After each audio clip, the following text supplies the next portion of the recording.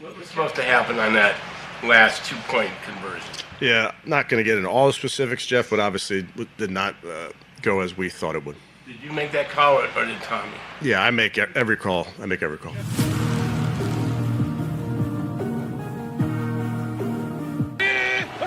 From the 35, extra lineman in, and there goes Tony Pollard. And Pollard up across the 45 and across midfield.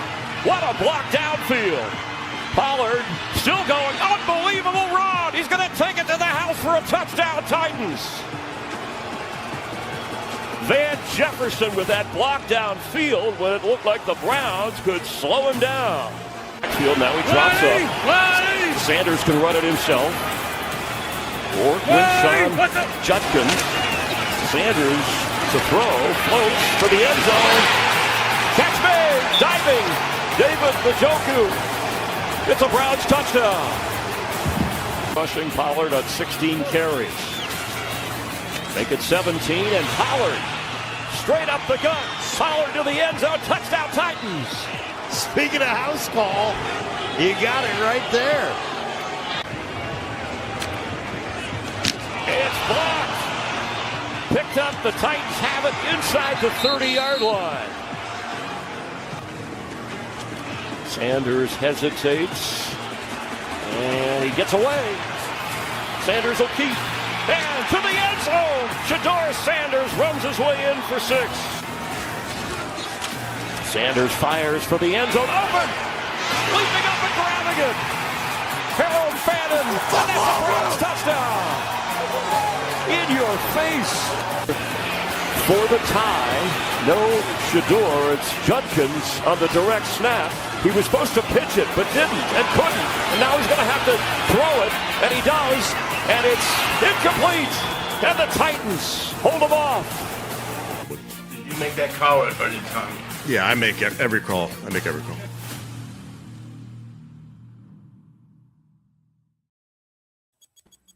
Hi, this is the main event here on the Inside Edge Podcasting Network. I'm Rob Rozycki. We have Eli Moon. We have AA Anthony Alford. And we are about to answer the question, how does a team whose quarterback goes 23 of 42 for 364 yards, 3 touchdowns in the air, and then 1 more on the ground while leading the team in rushing, by the way, and somehow you still lose that game? Shout out to the Browns defense. Again, this is the main event here on the Inside Edge Podcasting Network. We got Eli Moon, AA Anthony Alford. I hate to get this hokey, but what the hell just happened?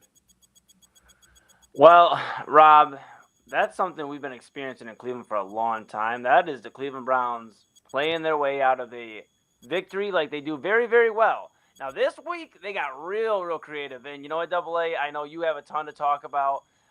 But Kevin Stefanski, what a great job. You know, I love the Wildcat when it's second down and it's 10-10, a second quarter, trying to break the game open, do a little fun, you know. I'm all for that. When the game is 31-29 and we need the 2-point conversion to tie the game. And like you said, Rob, Shedeur Sanders has had his best game starting this season. And granted, I get it's a tight end. You might even be able to say last season, too, in college. Like, he had a good game. He went off. And AA, I'm going to hand this over to you. I just want to ask you, Rob asked me a question. I'm going to ask you a question, AA. Where was Shedeur Sanders on that 2-point conversion? On the sidelines. He was chilling with us. He was chilling with us. You know, I was just saying, I know, Eli, you're upset. I know there's a ton of Browns fans who are upset. It's been a while since I've been this happy after a loss. And the reason why, for 2 reasons. I think we have our franchise quarterback. I think Shedeur Sanders proved today you know, I know it's the Tennessee Titans, but you got to show it at some point. You get a great coach. You get a coach that, you know, can do something that can actually make sense. You could do something with Shedeur Sanders. And the receivers have never looked better. Like, this was Jerry Jeudy's best game in like 3,000 years. Like, you could do something there. But I'm also happy because we know that Kevin Stefanski basically already put in his 2 weeks. And the only reason why he's still here is because of ownership. And that's really it. I can't answer the second 2-point conversion to make it 31-31. I really can't answer the first 2-point conversion attempt when it was 31-23 and you just needed the extra point. You would have made it a 7-point difference. And then, hey, you know what? If you would have made that extra point at first and then at the end of the game, you say, you know what? Season's done. Let's go for the W and go for 2 at that standpoint. Fine. But then you would have ran that stupid play anyway. So I have nothing. Stefanski says he's an idiot. I have nothing. And believe me, well, we will get to the whole NFL. We will get to the Cleveland Cavaliers. We will get to a lot of other stuff, but we got to start with the Browns for sure. For those of you who were, watching those highlights and trying to unpack what we're talking about here, long story short, Cleveland down by 14 points, pops a touchdown in with about 4.5 minutes to go in the game. They are in possession mode. They got to get a stop. They need 2 scores. They need 14 points. And for whatever reason, Kevin Stefanski thought the best way to get the 14 points was to go for a 2-point conversion on the first touchdown, the one with 4.5 minutes to go. They botched that one almost as bad as they botched the second one. Yeah, I'm more upset about the first attempt than whatever that play was at the end of the game, in my personal opinion, Rob. And so obviously that then forces the Browns now, instead of going for an extra point to tie or even an extra point to win if they would have hit that first conversion, they now had to hit a 2-point conversion to just tie the game and force overtime. And that was the last play you saw. That was the last play. That was the play that Kevin Stefanski was talking about. We can definitely put this one on the coaching staff. And this is where, you see the signs of should the head coach get fired, should there be a change, so on and so forth. Losing the locker room is one of them. But this game reminded me of, in a much, I know that the events were not the same A, B, C, D. This was the Lions-Bears Thanksgiving Day game last year, where the team was good enough to win for the Bears. The game plan was good enough to win for the Bears. And the only thing that got in the way of the victory was the head coach and the coaching staff. You saw a game at 1:00 today that the team was good enough to win, that the team wanted to win, and the weak link of the whole thing was the coaching staff. You can put it on Kevin Stefanski, and you can put it on, I don't know if Bubba Ventrone has videos of Jimmy Haslam on Epstein Island or whatever here. He has something. Or on Stefanski, because I have no idea why Bubba Ventrone, the special teams coach, is still even employed right now, let alone after last week, the week before, whatever. We had a bad block punt that put him in a situation to begin with, an actual shit punt earlier in the game, a muffed return again, a lot of miscues on special teams. So, I mean, between the play calling and the lackluster special teams, which I'm going to put completely on the coach, I have never quite seen a coaching staff get in the way of a team as Kevin Stefanski et al. Did today. Yeah, and Double A, I know you said Stefanski's put his 2 weeks in, or he's pretty much wrapped. Yeah, he already put it his 2 weeks. But, it's already there. It's just ownership needs to approve it. Yeah, but it's malpractice if you let Kevin Stefanski go out there and coach another game with Shedeur Sanders. And this is coming from the guy, me, sitting here, hello, at the beginning of the season saying Stefanski and Barry are in a package deal. He can only work with what he has on the field. And then that was already after Baker Mayfield, the whole fiasco there, letting him walk. And then you have the Dylan Gabriel or Shedeur Sanders.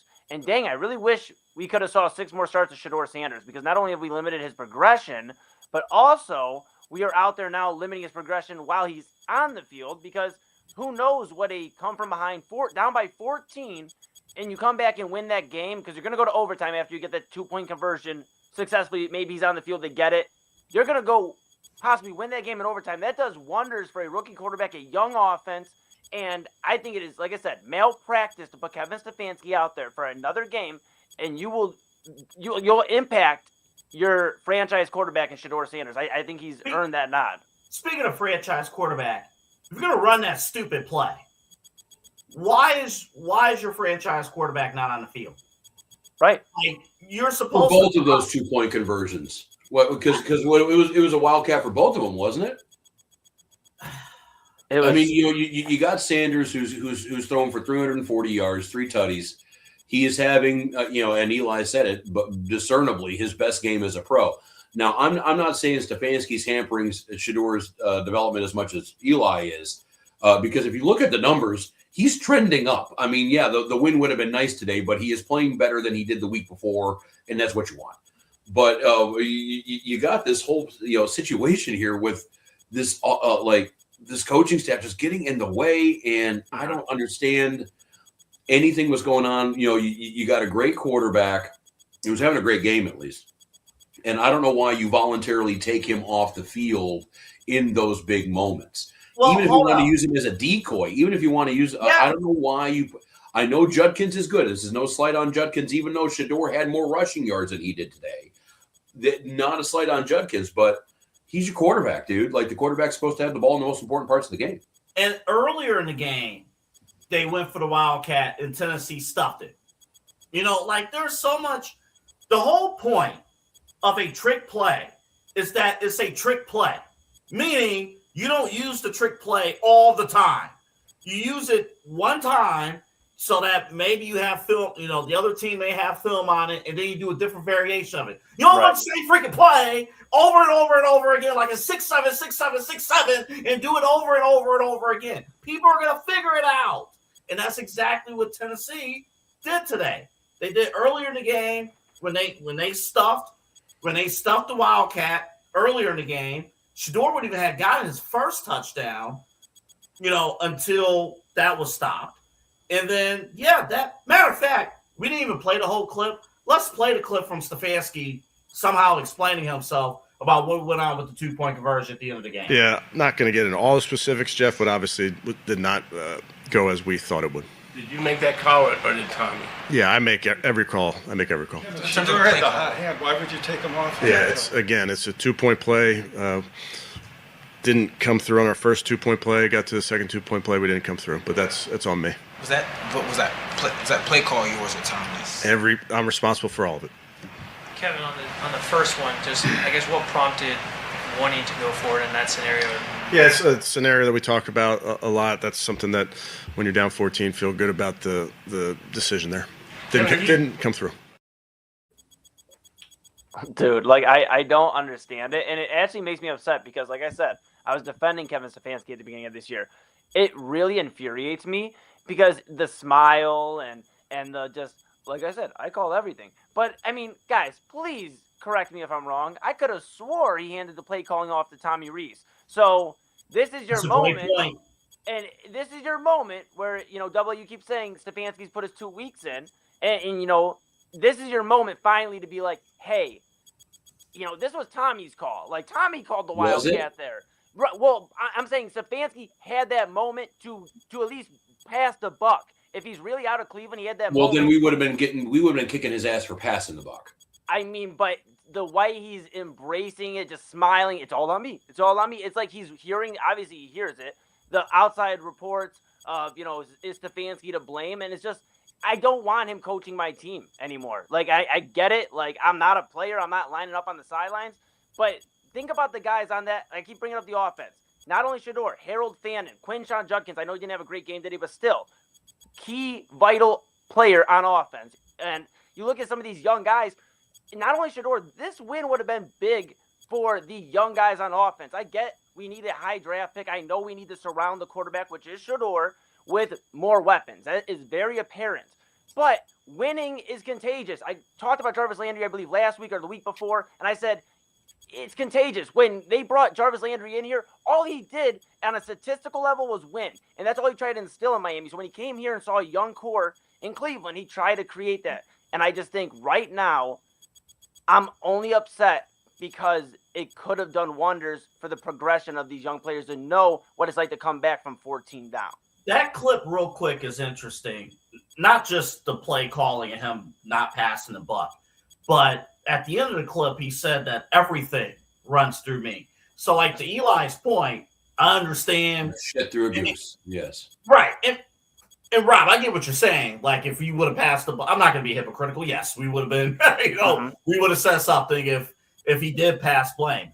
But the end of that clip is interesting because that tells me that no matter what, all of this is on Stefanski, all of it.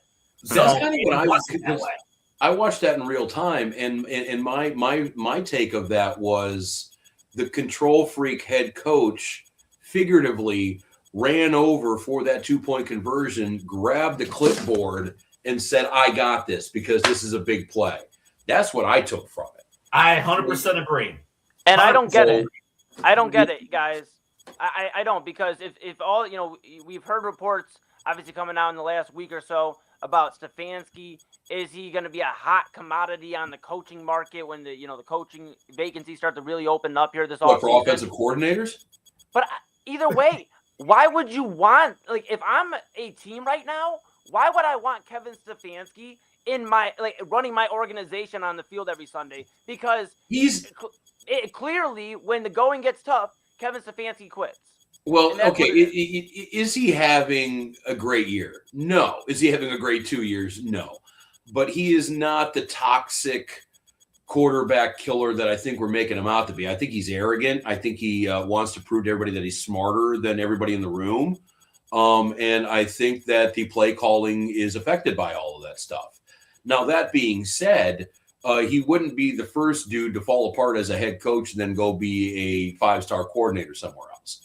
Right. He's not that top. He's not Josh McDaniels in Oakland. He's not any of these Urban Meyer in Jacksonville or Bobby Petrino. He's not any of these bad situations. He's just incompetent. But his main position. Yeah, go ahead, Rob. Maybe, he might be better off just being a quarterback coach or being, an OC or being, Miami of Ohio's head coach. Well, whatever. Maybe not the NFL head coaching gig. Yeah, but my main point, I guess, is Kevin Stefanski was brought in here to be what? A quarterback whisperer, a quarterback guru, whatever have you. What quarterback, besides the second coming of Joe Flacco here and him having a little bit of gas left in the tank, what quarterback has really come in here and looked promising under Kevin Stefanski? And I don't know that one that they had that one guy that threw for 3 touchdowns and 346 yards today. I mean, he looked pretty good. Right, but that wasn't his guy. So unfortunately, he kicked him out of town. And that's what I'm saying. Besides Baker, he hasn't had anything promising. So he looked good. Well, yeah, Shedeur, definitely Shedeur looked but that good. Wasn't. Yeah, but it wasn't. I mean, there were a lot of other stuff that he didn't look good. I'm sorry, guys. And the thing is, that report that came out earlier the week talked about Stefanski as a wanted head coaching candidate in other places. We're not talking coordinator. We're talking head coach. Mike Tomlin or John Harbaugh, I buy being able to get a job whenever they want. Kevin Stefanski. You don't put that report out there just to get another coordinator job. You put that report out there to land on your feet as a head coach somewhere. Yeah. And it just so happened, it's not going to work out here in Cleveland, but somewhere else. And again, nationally, people are going to look at that 2-point conversion, and they're going to see that Shedeur Sanders was not on the field. They're going to see that, and I think, Rob, you said the smartest thing before we came on the air. He is so locked in on his analytics. He is so locked in on the analytical thinking that's why he went for 2 the first go around. Well, he tried to play the numbers, and he's overthinking the situation. And today, nationally, you got reporters, Josina Anderson and others, who absolutely love Shedeur Sanders, and they're going to cover them unfairly. And they're going to say, this guy, Kevin Stefanski, cost Shedeur Sanders the W. Fair or unfair? And that might cost Kevin Stefanski a head coaching opportunity somewhere else. Yeah, it's just I think about it if I were to go to a restaurant and this restaurant said, hey, we are known for the best Italian spaghetti around. As opposed to Polish spaghetti? Yes. Hey, look, man. I've seen, fair. All right. So, but all right. So, but look, fellas, if I am told I'm going, you got to go to this restaurant, you got to go because they are known for spaghetti. And I get there and their spaghetti sucks. and they don't have anything else really to the cheesecake isn't really worth it. The appetizers, they came out cold. It just is a terrible experience. Then why would I refer my friends to go to that restaurant? And if I'm an NFL franchise right now and I'm watching how Kevin Stefanski is reacting, it's not about can he bring the Browns to the playoffs. It's not about any of that, Rob. What it's about is he is actually putting a stop or at least some sort of halt on progression of these players, especially on offense, because these types of wins can do a lot for a team. And he hasn't done what his specialty is, which is quarterbacks. So why would any other NFL franchise want him? He's taking some random ass quarterbacks and won some games with them. Let's and I'll play the devil's advocate here for a skosh. When you're an NFL team and you're looking at Kevin Stefanski, I would assume evaluating him as a potential head coach. If it's any of these guys that are already looking for coaches, how much blame do you put on Kevin Stefanski? And how much blame do you put on Andrew Berry? And how much blame do you put on Jimmy Haslam? Because if you're a good owner, if you're the Crafts, not saying they're going to be looking for a head coach. And typically, good owners don't look for a head coach. The Steelers, if they part ways from Tomlin, if they're looking and saying to themselves that the system that Jimmy Haslam is running, we could put the love child of Vince Lombardi and Bill Belichick as the head coach, and he ain't going to do anything, then I could see people looking at Stefanski saying, all right, put him in a healthy situation, put him in a constructive situation, in a good organization, and he could flourish. I could see that. I mean, we could debate it. I don't know if that is definitely the case. But if you're an owner out there saying, all right, the shit show in Berea is one thing, but we run a professional operation here, he can win here. I could see that conversation happening somewhere in an NFL boardroom. I don't know why I just put my hands up like we're in class. Rob. That's actually not a bad idea. I know. Would you take Kevin Stefanski in Pittsburgh? I mean, it's basically the same offense the Steelers are running right now. Only with, at least with Stefanski's offense out here, the quarterback's 24 as opposed to 42. Do you view it as an upgrade, though? Is Kevin Stefanski an upgrade in your situation? No. I mean, I don't know. My feeling about that whole situation is kind of I'm really scared to get rid of Tomlin, but I wouldn't pick him over Tomlin. No. So I'm looking at what coaches I would, to tell you the truth. I don't want to get into the whole. Believe me, there will be an episode where Stefanski, we think, is let go. Yeah, we get into the games. Yeah, we think. For all we know, he'll get an extension out tomorrow morning. Oh no! Oh no! But you look at some of the teams that there are potential openings. I pulled it up on the side here. The Raiders. Pete Carroll. That could be one and done. In Las Vegas. Atlanta, Arizona, and then Cleveland, Cincinnati, Pittsburgh. So, but Baltimore even got that right. Exactly. But maybe the Raiders, maybe Atlanta. You know what? Atlanta might be the ideal place because the ideal quarterback that Stefanski wants is Kirk Cousins, but we don't know his future. And Kirk Cousins, we'll talk about this later, he struggled today. And then Arizona. So, to your point, is it a ownership type of situation? Nobody's going to sit here and say, oh, Jimmy Haslam is an angel. Absolutely not. That will not happen.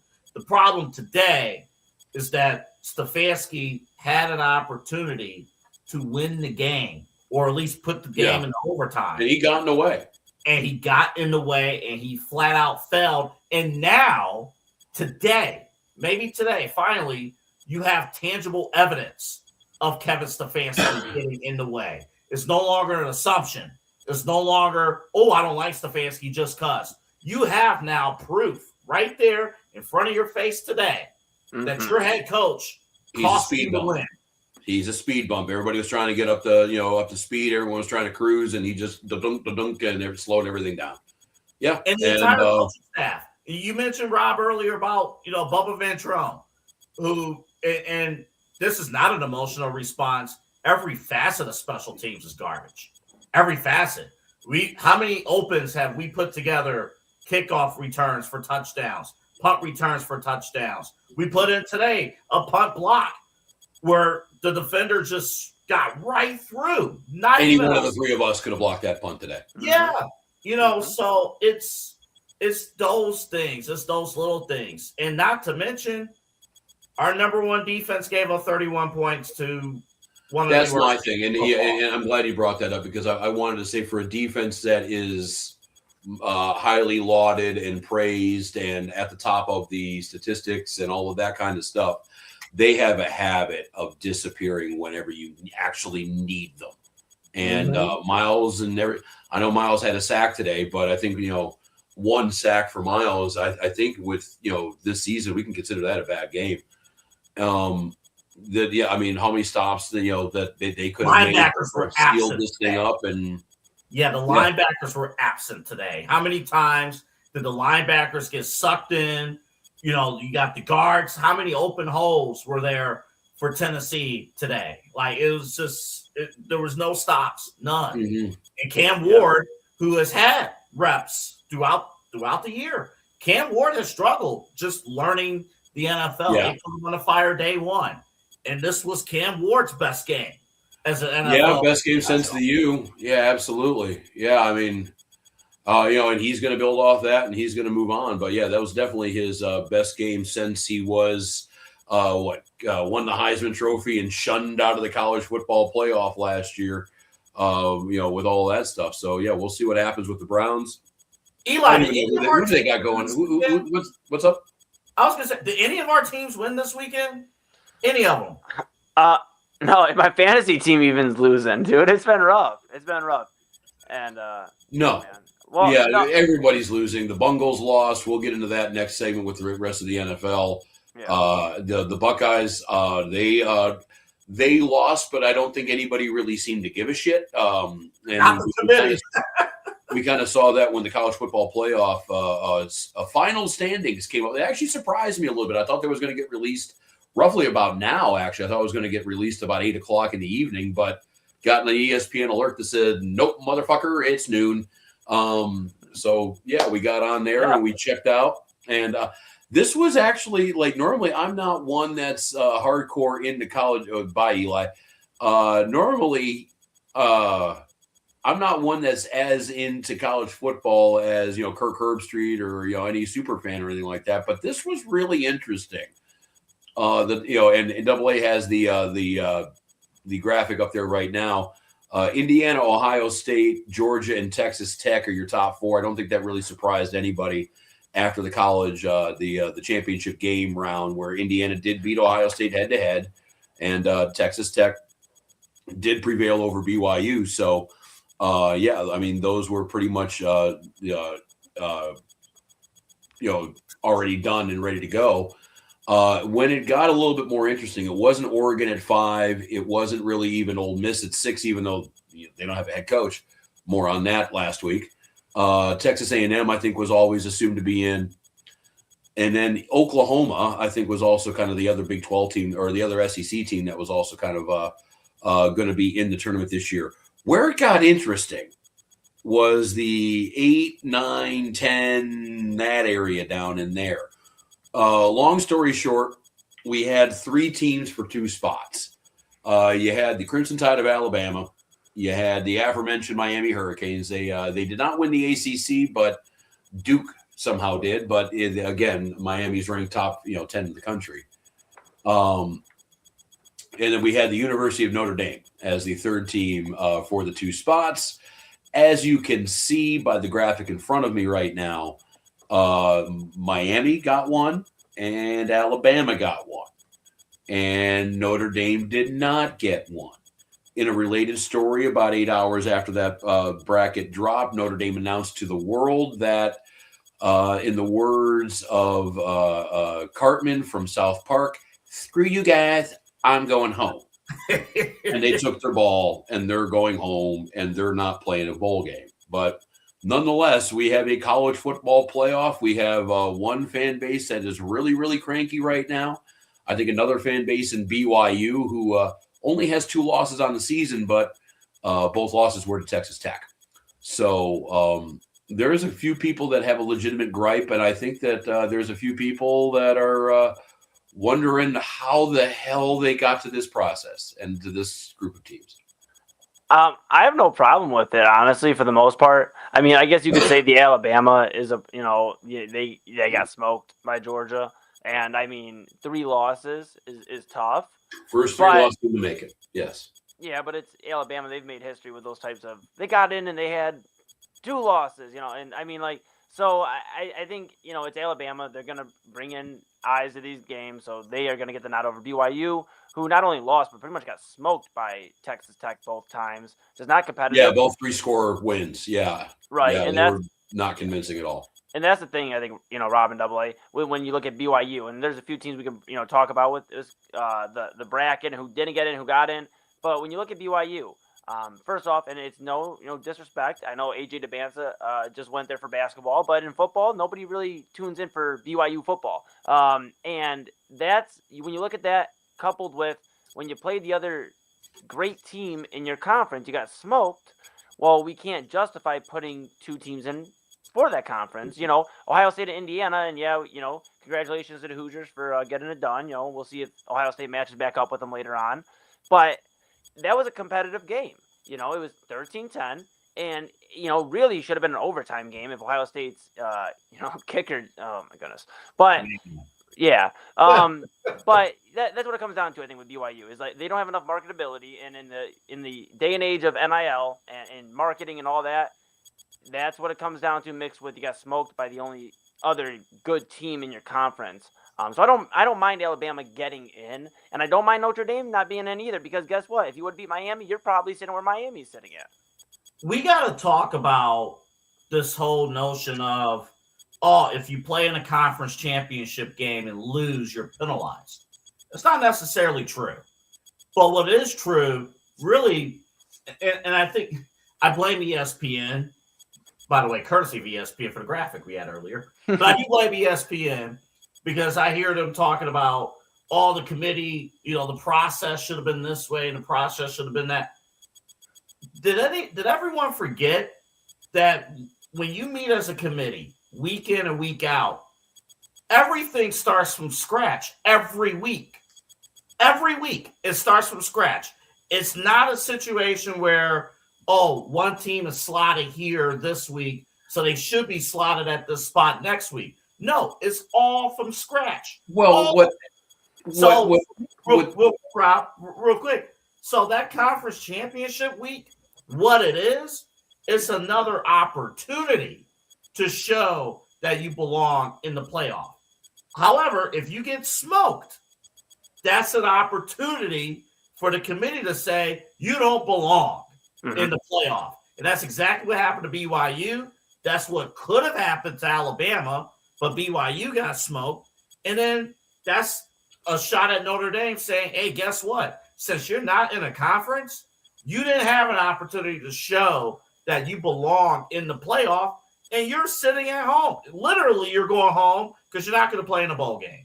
Well, if you're a Notre Dame fan, don't worry, even though I am wearing Jerome Bettis' jersey here, Notre Dame alum. I did see a parallel story with this whole bracket now going forward. If Notre Dame, especially if it expands, if Notre Dame is ranked in the top 12, no questions asked. They are in, no interpretation. It is made to be so. It will be contractually obligated to be in if they are in the top 12, because apparently they are completely different than every other team in the country. They're going to bypass all of that bullshit, all that politicking. And to your point, though, AA, with the whole week to week, it resets. That gives them, the committee anyway, the perfect out to never be consistent. That's the problem is that 1 week head-to-head matchups matter. The next week quality losses matter. The next week common opponents matter. The next week strength of schedule matters. And whatever happened 2 weeks ago, whatever logic we used to get to those top 25 teams is now completely out the window for this week. So it gives them an opportunity, like an extra sketch, to basically just shake that thing up or Memento style and completely forget whatever you were doing and lets them just kind of operate. Because one thing, and I know again, we can talk about, hey, it isn't a consistent, graph here. It's a week, it's 12 separate whatevers here. Miami was ranked below Notre Dame. I want to say as long as Miami was 2 in the country for a second. After they had that loss, they were consistently ranked underneath Notre Dame week in, week out. And then all of a sudden, Alabama doing whatever they're doing apparently affected 2 teams that stayed at home for this conference championship weekend and somehow flipped spots. Yeah, but I get what you're saying, Rob, but I really truly don't think, based off how the college football playoff bracket is structured, the committee got this pretty much right for the most part. Like, I can understand Notre Dame being a little bit frustrated because, to your point, then that is weird about them being ranked above them. That's odd. But I do think ultimately the right team got in because Miami and Notre Dame played head-to-head, and Miami beat them head-to-head. And that's what I don't think anybody's complaining. I think everyone's wondering why Alabama's there. Yeah, I think Alabama's the spot that's being questioned. And I think it's it's the money. It's because that's what they bring in. I mean, for these types of games, even if they get bounced round 1, they're going to bring in more eyes to that game, and it's against Oklahoma, so it's going to be. Oklahoma brings in a big market too, so it'll be interesting. Now, I do think this. I will say this. I think, and I've been seeing it all over like social media every now and then. And I fall down a rabbit hole, and I see this super conference where all the conferences just become one big thing. You've talked about it before, but the super conference will eliminate a lot of these problems because we won't have to be like, well, the conference winner of all the conferences that we don't cater to is going to get in.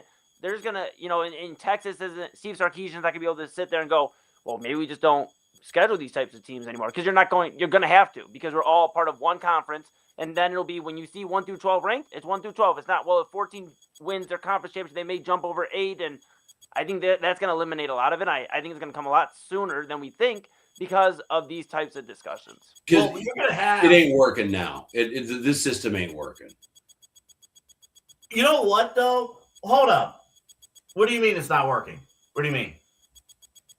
I think you have a lot of wasted bullshit in here. When you have Alabama head coach out there talking about how it shouldn't matter that they lost the championship game. It shouldn't matter that we lost the championship game. The only thing I could think of was the SEC championship. It just means less. That's not exactly what you want to be kind of communicating here. You got if I'm a bubble team in the SEC, I'm not playing the conference title game. Why at this rate? Like, there's nothing to. I don't know. You have a game between 1 and 2 that nobody gave 2 shits about because no matter what, one team was going to be the number 1 seed, the other team was going to be the number 2 seed, and we're going to move on with our day, and nobody was really going to be affected. And you're trying to funnel. I don't even know off the top of my head how many Power 4 teams are out there, let alone the other 5 conferences in this mess too. You're trying to funnel this thing down into 12 teams. So naturally, somebody's going to be pissed off. Somebody's like the NFL, they get 14 teams out of 32. Right. Major League Baseball gets 12 out of 30. The NBA gets 20 out of 30 now at the play-in tournament. Like, you're now trying to put 12 teams out of 200? That's right. Why this system's screwy. And then at the same point in time, we're now putting ourselves in a situation like, one of the ideas that I had for tonight was let's come up with our 12-team, NFL playoff because, at this rate, I understand, Kansas City's a 6-6 team, but I just know that Patrick Mahomes is better than Drake May. So I'm going to have to put him above that. Hold up. And that's the only way you can get all of these teams into this whole, into this little 12-team group is use opinion, use, all of this stuff that isn't empirical data, that isn't wins and losses, that isn't playing the games. Now you're just hoping that your AD is serving on the committee in the right year.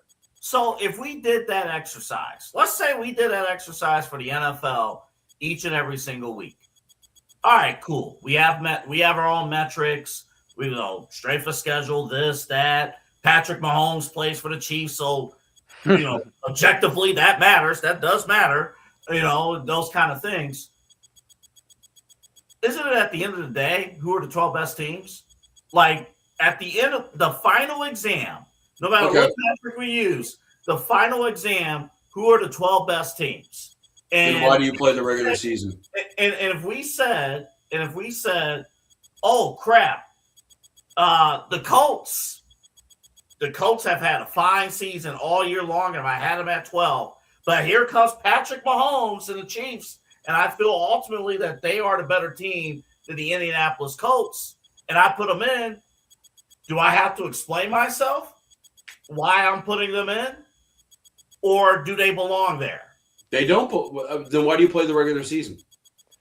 But I think the college football one, though, guys, like, honestly, I think the college football one's a little different because, Rob, these aren't teams that are getting in with 4, 5, 6 losses. It's not like Duke. I get Alabama. I know we're about to say the 3 losses.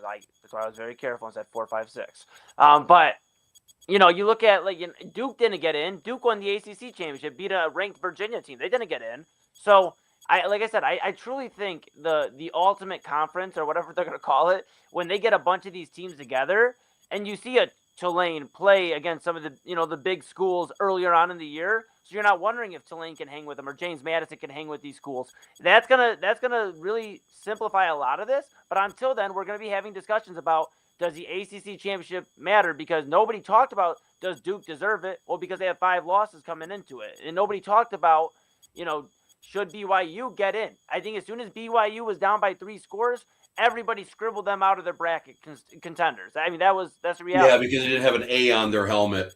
But you know what, though? Yeah. Alabama proved, though, that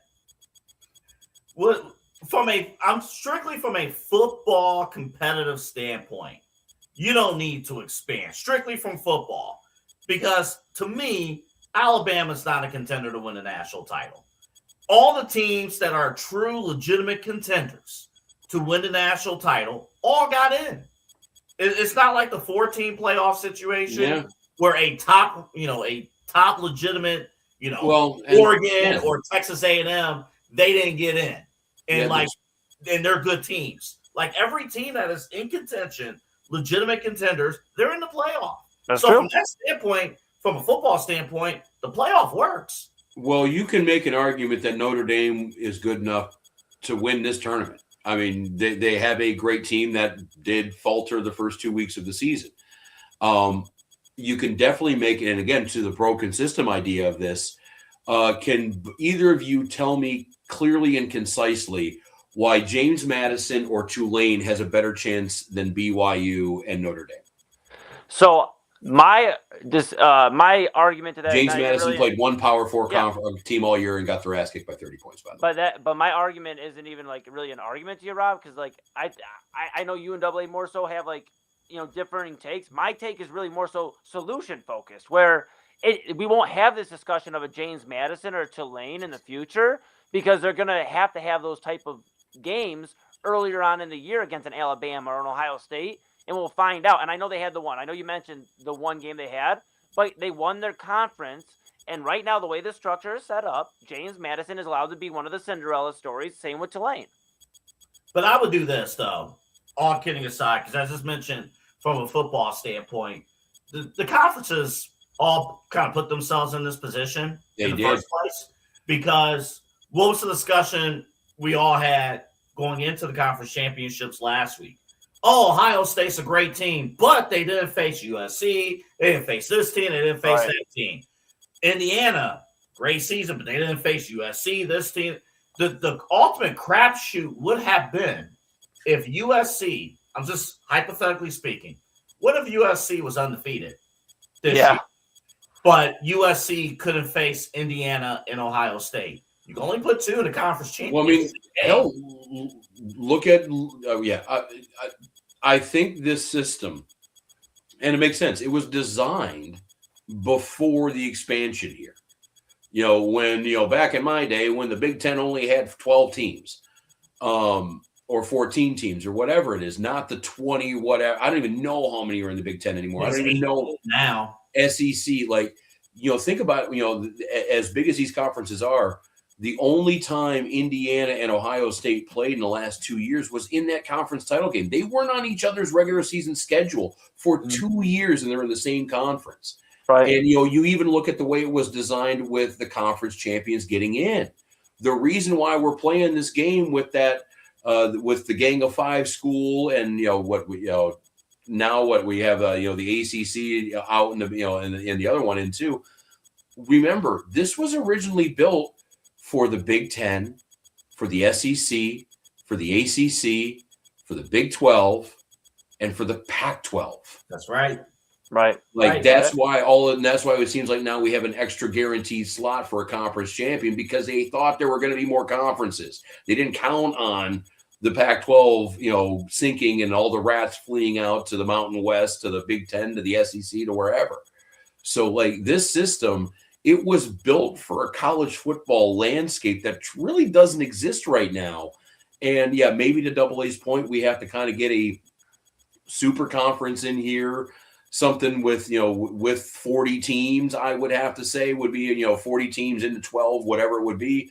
My idea would be to maybe, and I don't know if the ADs would go for it, have relegation where you can play your way out of that top tier into the middle tier, into the lower tier, and then vice versa back up. The Premier League style. Basically. And kind of have something going on with that, and having your top, and if it's 40 teams and you want to keep the bowls, some of those mid-level teams will make bowls. Some of those mid-level teams will be able to do the normal thing that they're used to. But when it comes down to just, hey, you got to be in the top third to win a national championship. Sorry, Buckaroo. That whole thing. And maybe but right now we're using a college football system for a league that doesn't exist anymore. Correct. Really what it comes down to. And that's what it is, Rob. Exactly. And it'll be easier on the teams. It'll be, we've heard complaints since, from some of these schools that go from West Coast to East Coast on, and not just football and basketball, Oh, yeah, you got Rutgers lacrosse having to deal with going from Piscataway, New Jersey to That's what I'm saying. Yeah, on Washington. Tuesday night. That's what I'm saying. And then, you got class on Thursday morning. You better have some coffee, Buckaroo. Yeah, and that's what I'm saying too. I know we talk, and those ones we're going to talk about football, and when March Madness comes around, we're going to talk basketball. But just overall for athletics, I think getting to a point where we eliminate conferences, because like you said, Rob, we're in a system, we're trying to run a college football playoff system in a league, a college football world that's outdated. And I think once we eliminate that, it'll be easier on the athletes, the teams. They can make their own schedules. Okay, you don't want to play anybody? Well, then don't be mad when you don't get in, because we're all part of the same conference. You want to play and you want to win these games, go ahead. I just think life will be so much easier here. What's it, 2025 going into 2026? Let's talk in 2028, because I think things will look a lot different by around then, or at least discussion-wise. Eli and Rob, you both are exactly right, which means you're both wrong. Because they're going to do the exact opposite. Is the playoff is going to be a 24-team playoff. You're going to have auto bids. You're going to have, the Big Ten is going to have 6 auto bids. Top. You're going to have 6 auto bids. ACC, you're going to see auto bids. Notre Dame, to Rob's point earlier, if they're in the top 12 or whatever, guaranteed spot. These conferences not only are not going to dissolve, they're going to buy their way into a playoff system. It's not actually, the name of this playoff system is wrong. It shouldn't be called the college football playoff. It's the SEC Big Ten Invitational. Right. Reasonably, yeah. Big 12 are just happy invites. Yeah, if you want to get down to if we want to modernize this, and I know this is not really you going with the standings or anything, they're one step away from saying you don't even have to go to class. We're just going to hire you to play football. You're going to be here, and then I'm waiting too for these guys to think that they're a little bit bigger than they are and say, all right, well, eligibility doesn't matter too. Why can't Joe Burrow spend 10 years at LSU? And we'll just do it that way. Ole Miss didn't make it, correct? They Ole Miss did make it. They were playing Tulane. Yeah, they're playing Tulane. They'll make the second round. I'm back. Yeah. You know what? I think Tulane's winning that game. I'm telling you. How many of those Ole Miss players is going to join Lane Kiffin? Dude. You can't make that. They can't do that now. The transfer portal opens up at the top of January, I think. All I'm saying. But they're there. I'm sorry, Eli, jump in right after me. But if they sit out if it opens up top of January, Mhm. they'll probably sit out Mhm. that first round game. I don't know. They're If you look probably at sit Twitter, out. if you look at Twitter, there's not a whole lot of players that are very happy with Lane. By the way, the winner of that game would get Georgia. So that's So all I'm saying, fellas, I'm looking at this bracket, okay, right? Because every time you guys, it's weird. Every time we go to talk about the bracket, like everything gets quiet. I don't know. We don't ever see the bracket, and I just disappear for a moment, and then I come back, and then we're. Cover you up, but go ahead, Eli. I'm just kidding. All right, All right. So as you guys hear my voice behind the bracket, you look at it up in the top, James Madison, Oregon, and I just start smelling the flowers, spring starting to get in town, and it feels like March Madness. And I just double A to your Tulane. I'll raise you one. I think James Madison is upsetting Oregon, and Dan Lanning's going to lose it. James Madison is going to win that game, and then probably get smoked by Texas Tech. But let's just call it what it is. There's a lot of fun, and I come back to the screen now. There's a lot of fun here in this matchup, Double A and Rob, and in this bracket. And I think that's all we've been asking for. Like I said, it is going to eventually have to be fixed again, and whether it's getting rid of conferences or make it into Double A, just brought it up, expanding the bracket again to 24 teams. However, they got to do it. But for right now, it's not.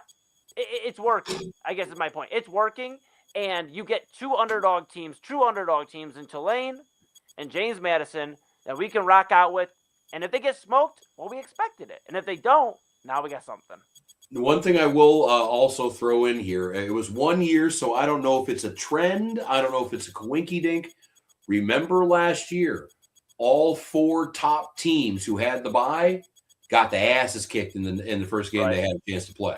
Right. So I don't know if that's going to be. I doubt it's going to be all 4 this year.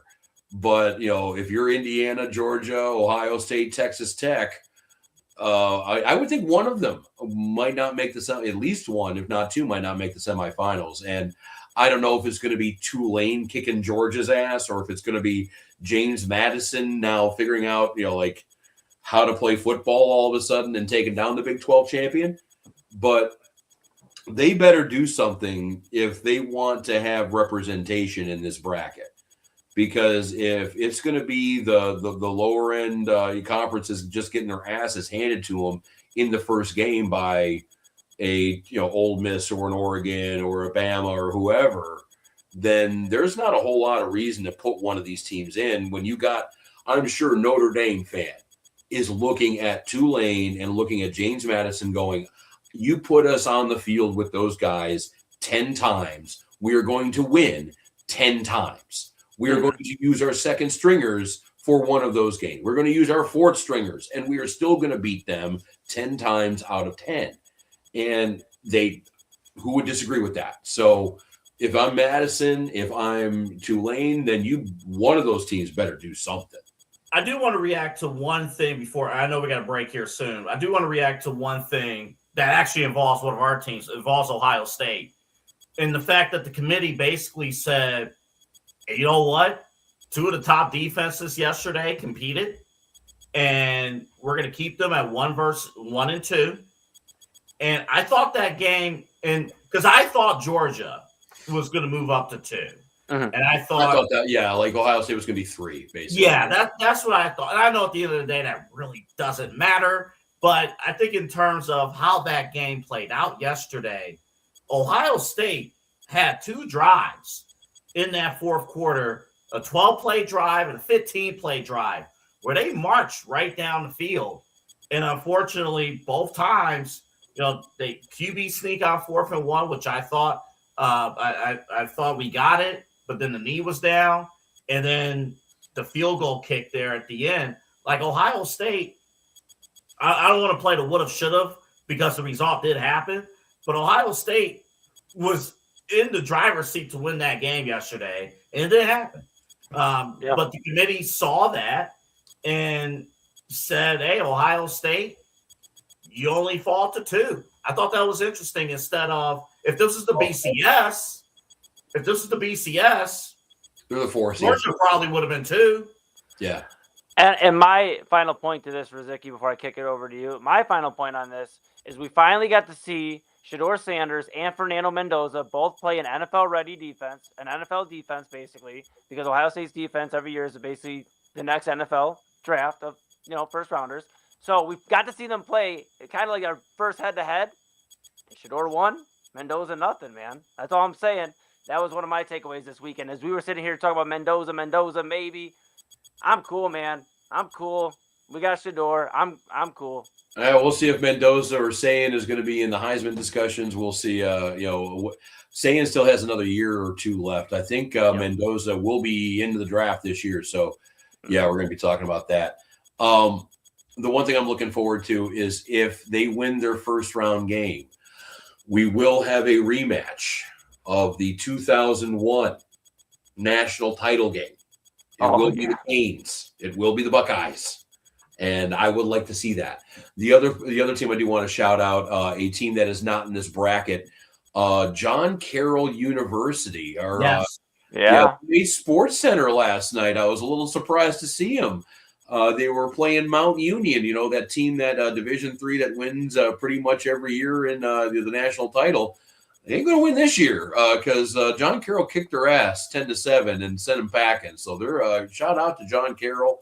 I think they're going to the finals now, or they got 2 more games left. I got to double check the brackets on it. But dude, I don't care. Beating Mount Union, that's something to hang your hat on. Yeah. That's huge. And that was a great finish too.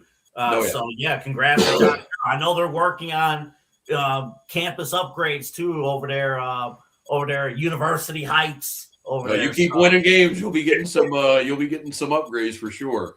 But this is the main event here on the Inside Edge Podcasting Network.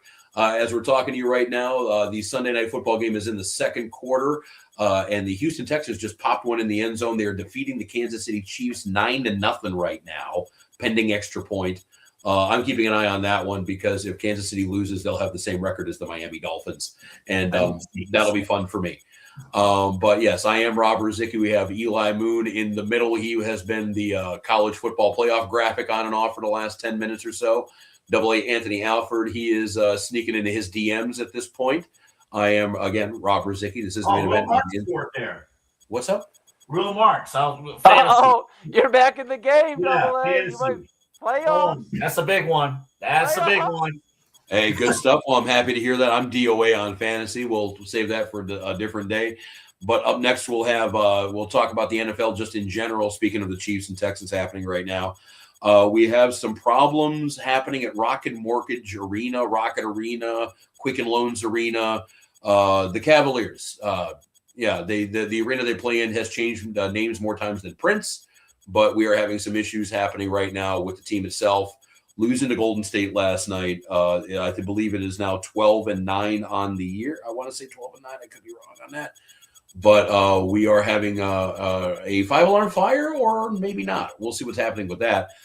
And then also, too, news and notes happening, what we learned. But we got an action-packed next couple segments for you. This is the main event here on the Inside Edge Podcasting Network. Rob Rozycki, Eli Moon, AA Anthony Alford. We'll be back.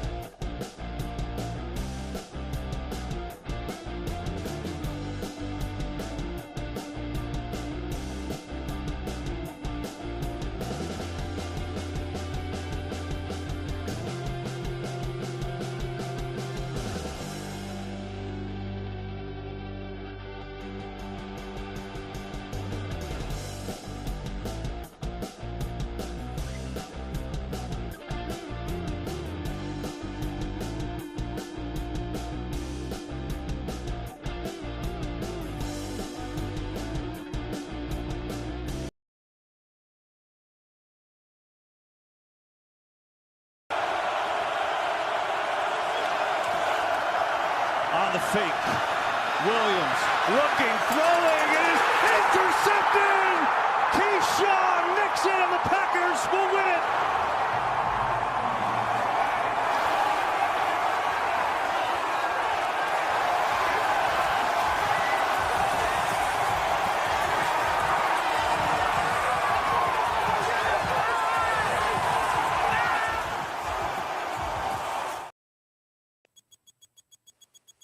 Welcome back to the main event here on the Inside Edge Podcasting Network. I'm Rob Rozycki. We have Eli Moon directly to my left here.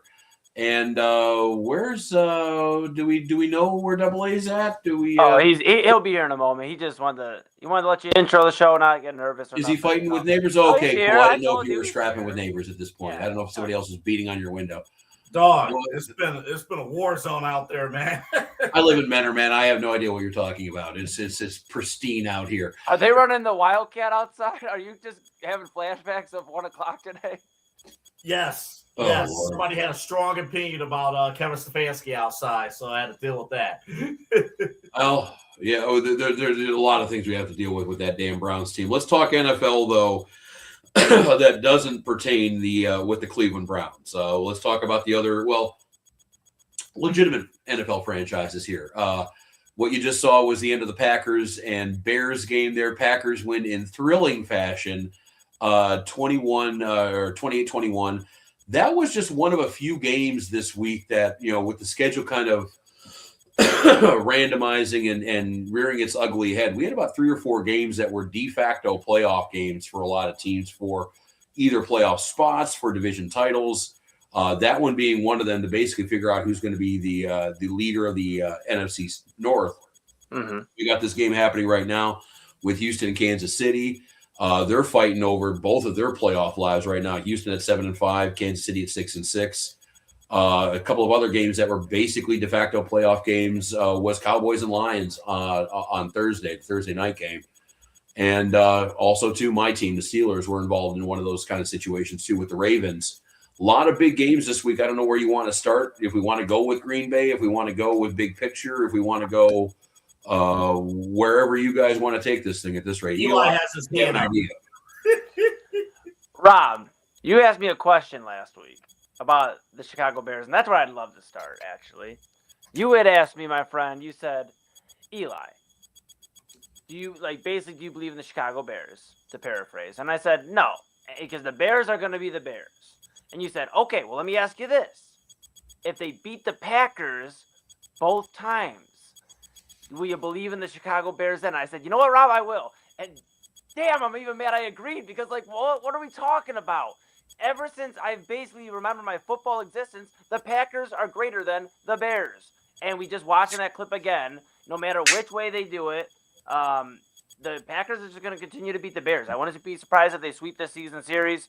I mean, the Bears are going to bear. And that's what it comes down to. I mean, I'm not trying to make this a crap on the Bears situation, but at the end of the day, we talked about them as being one of the big dogs.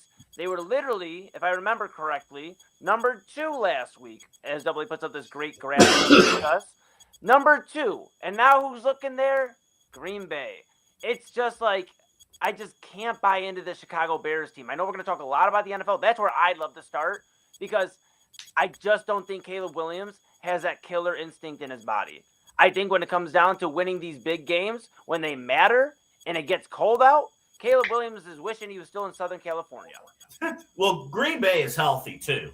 Watson had a big game for them, and the receiving core for the Packers, that's hit or miss just because again they've had injury issues. Kind of familiar with the basketball team we have here in Cleveland. It's can you get all of your guys healthy and things can make a difference? But I do think Eli's on to something.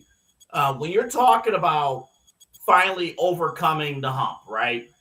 Chicago hasn't done it yet. Chicago's had a phenomenal season, a great season.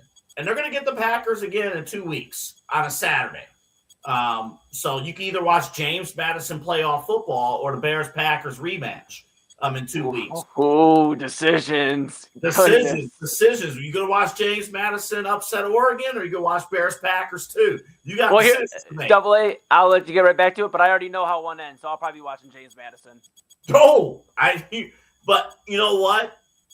This is a case look, Caleb Williams, he struggled in this game a little bit. So, until Chicago can do it, until they can put away Green Bay, I have to agree with Eli. I think you pick Green Bay until otherwise noted, or if they have too many people injured and they're out. But overall, that was a great game, and we don't talk much about the Packers' defense oftentimes, but it was the defense that made a statement today from the beginning of the game to the final play of this afternoon's game. It's just so weird right now, and I agree with what you're saying with the Bears. Caleb Williams has not done it yet. There are a lot of question marks with that team, inconsistencies in some cases too.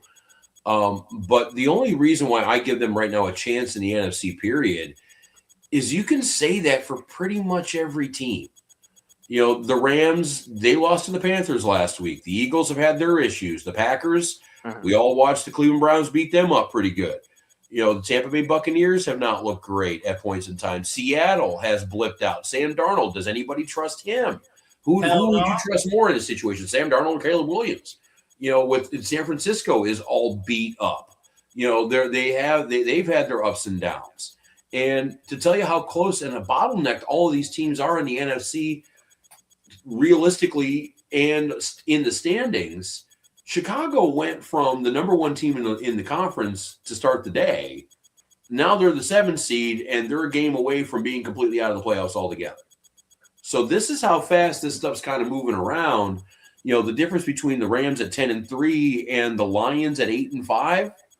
I don't really know, what team do you trust in this whole thing? What team is going to be consistent enough? Or is it just really going to be the team that is the hottest the last couple weeks of the season? But the only team I trust in the NFC are the Rams. Yeah. Like I said, the Rams are the only team. Well, Carolina. I know, but I think Carolina's a fine team. Carolina may not pass Tampa Bay, but I just think it was one of those matchups where, like, Carolina's inconsistent. They're great. They're a great team, but they're inconsistent. I think the Rams have the total package, and Carolina's just played better, But I think the Rams are the one team I can trust. Chicago has those issues, and I'm looking at their schedule, Chicago, and they have next week Cleveland. That should be a bounce back game. And then Green Bay, San Fran, Detroit. They could be out. That's what I'm saying. Detroit very well could be the 7th. We could be looking at Detroit being the 6th or 7th seed. To your point, AA. And it's like, we talk about, and I kind of just bring up Chicago. We talk about these young quarterbacks, across the league. Can they get it done? And I know everybody's probably feeling a lot better in Chicago, knowing that they might be able to host some playoff games come playoff time. Now, I'm okay before you guys ask. I know you're about to hear a big siren. But it's Chicago. They are now heading into wherever they go into, whether it's the Rams or Green Bay, wherever they're heading. Now they have to go on the road. And I don't think Caleb Williams in this offense can get it done. They're very young and explosive, and it's exciting, but I don't think they can get it done. And I think they're kind of like the weak link out of this right now. If we were to look and say who isn't going to be here come playoff time, I think Chicago is going to be replaced with Detroit. Well, when you look at the NFC as a whole, I can see why AA is going with, if you're going to trust somebody, trust the Rams. They're the only team in the NFC that has a quarterback and a head coach that have won a Super Bowl. Mm-hmm. Like, that infrastructure is in place. We've seen them do it before. Right. Everybody else, though, you're all trying to figure out, like, there's not a lot of trust there. What, Green Bay, Matt LaFleur, and Jordan Love, you haven't, okay, you got Sirianni and Hurts there. I guess that's the other team that has the Super Bowl credibility, but we've seen all the problems that they just, every team just has, a reason not to trust him at this point in time, and including the Rams, if you want to get down to it. And I don't know where this is going to fall. Detroit could be the 8th seed. They could win the NFC North. San Francisco, same kind of thing. They, as great as Tampa Bay is right now, I'm sorry, as great as Los Angeles is right now, and how AA's talking about them as the number one team in the NFC and the team that you trust, the Niners are one game back. The Rams are one bad week away from being the 6th seed. So, I mean, there's just a lot to – there's not a lot of trust right now. That are a year away. You got some teams that have a missing piece. You got some teams that, could use some work. There's not really a perfect team going on right now. Let me make a quick case for Green Bay. It may not be that convincing, but I'll make a little bit of a case. December scheduling, December and January. This is basically the best on best within division, the scheduling. Green Bay is undefeated right now in the NFC North in terms of the division record. They're 4-0. So right there, they're going to have a tiebreaker. If we're going off metrics of can Chicago overcome Green Bay in division head-to-head, if our answer is no, then Green Bay is a team that could, if they handle business in the division, they can have a sweet spot in the playoffs. And if they can get healthy across the board, and Watson can put things together, Reed, a couple of those other guys, and you have to play in Green Bay in January, that could be a difference maker. It could be. Could the Rams slip up heading into the playoffs? If the answer is yes, then that number one seed is so important because there's a big difference in the NFC. If the playoffs run through Los Angeles, cool as a dome, fine. But if the playoffs run through Green Bay and they're the one seed, all they need is 2 games in the playoffs and they're in the Super Bowl. That's it. And how many of those other teams we have listed there do you trust in cold weather situations to beat the Packers in January in a cold weather situation? I think you are right. Where I think home field advantage, and even with all the stuff that you're saying with your questions about the Bears, the same thing holds true about Soldier Field. So that could be Philadelphia the same way. Lincoln Financial is out in the open too. So you got some teams that do have decided home field advantages that would be really benefited by, especially this year more than most. And in the NFC, it's going to be weird because that's going to be so important. But in the AFC, you're going to have a lot. These wildcard teams might end up being Lamar Jackson, Josh Allen, and Patrick Mahomes. So that might be the other side of the bracket, a situation where you could give a shit who has home field advantage. But I think, in the NFC, where you have a lot of teams that are untested, where you have a lot of teams that do have question marks, you have less question marks when you're at home. So that's going to definitely be a benefit to whoever gets that top seed, whoever even gets the higher seeds and can have first and second round games at home. So the NFC is going to be, I think, a complete mess until literally the last week of the season. You could have a team that, in theory, could be the 2 seed or could be out of the playoffs, I think, when that week starts. Yeah. And you kind of highlight, talked about the AFC a little bit, Rob. The AFC, man, AA ever so smooth with the graphic change there. You look at Indianapolis, man, and for as great of a day as Indiana fans had on Saturday, what a rough Sunday. I mean, Daniel Jones going down. I think they officially announced that it is an Achilles injury. That he's gonna have to have surgery on it. So that's unfortunate. That sucks, man. Yeah. And it's like, they had Riley Leonard come in, but man, we talked about it last week, but now even this coming in now, the news today, Indianapolis might not be in this playoff graphic, by the end of next Sunday.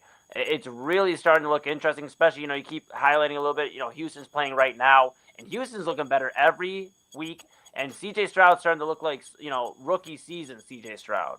Well, if Houston wins and Harrison Buckner, noted women's rights activist, just clanked the field goal off the upright and doinked one, they just showed Taylor Swift. She looks disappointed. She's at the game right now. Oh, she's there? Yeah, she's at the game. They showed apparently. Holy smokes! I thought she only went. I said last week. I thought she only went when the team's good. They're on the upswing. Okay. Yeah, she sticks it. She sticks, through. When the going gets tough, she keeps going. Okay. But the point that I'm making though is Houston and the Colts right now. Houston's 7-5. The Colts are 8-5 right now. They're a half game up. Apparently, I think they had their bye this week, or no, I think they held their bye next week or something. Here, they're a game ahead. No, sorry, we'll wait for Houston to get done. Then they'll be. I was like, a game. Yeah, good. I got confused there really, really quick. Houston is right now 4-1 in the division, and Indy is 2-2. So by my knowledge of NFL tiebreakers, if Houston wins this game, they're now the 7th seed. They leapfrog Indiana, and the Colts now are sitting as the 8th seed. So Eli, before the end of the day, they could be out of this playoff graphic. And, and real quick, the first tiebreaker is head-to-head. And Houston beat Indy last week. Right. And it's just game ahead of them too. So yeah. I think it's just gonna be interesting. I think Houston. We talk about at the beginning of the year what the heck's wrong with Houston Texans. We're talking about them maybe being the worst team or the biggest letdown in the NFL at certain points, and they even have their Davis Mills experience. It feels like it's like a yearly protocol. They have to have Davis Mills at least throw a few passes. Oh, I heard Diana Rossini say that people were calling the Texans for Davis Mills, and they were straight up treating him like Patrick Mahomes. Yeah. Like, you are not trading for this guy, dude. Like, he untradeable. And literally the next week he goes out and wins the game for the Texans. So I'm saying, it's good. It's good to have a good backup, and I think, Houston's really interesting. I know they're not in this graphic right now, but I think they will be. I actually think they're going to end up winning the AFC South. And I think they're going to be a very tough out come playoff time. We talk about the NFC and a lot of who's proven it. And I know Houston's not proven it necessarily with CJ Stroud. They've won a playoff game, and they showed what they could maybe do. But I think this is the year where that defense is still very, very good. Nico Collins is one of the best young receivers in the league.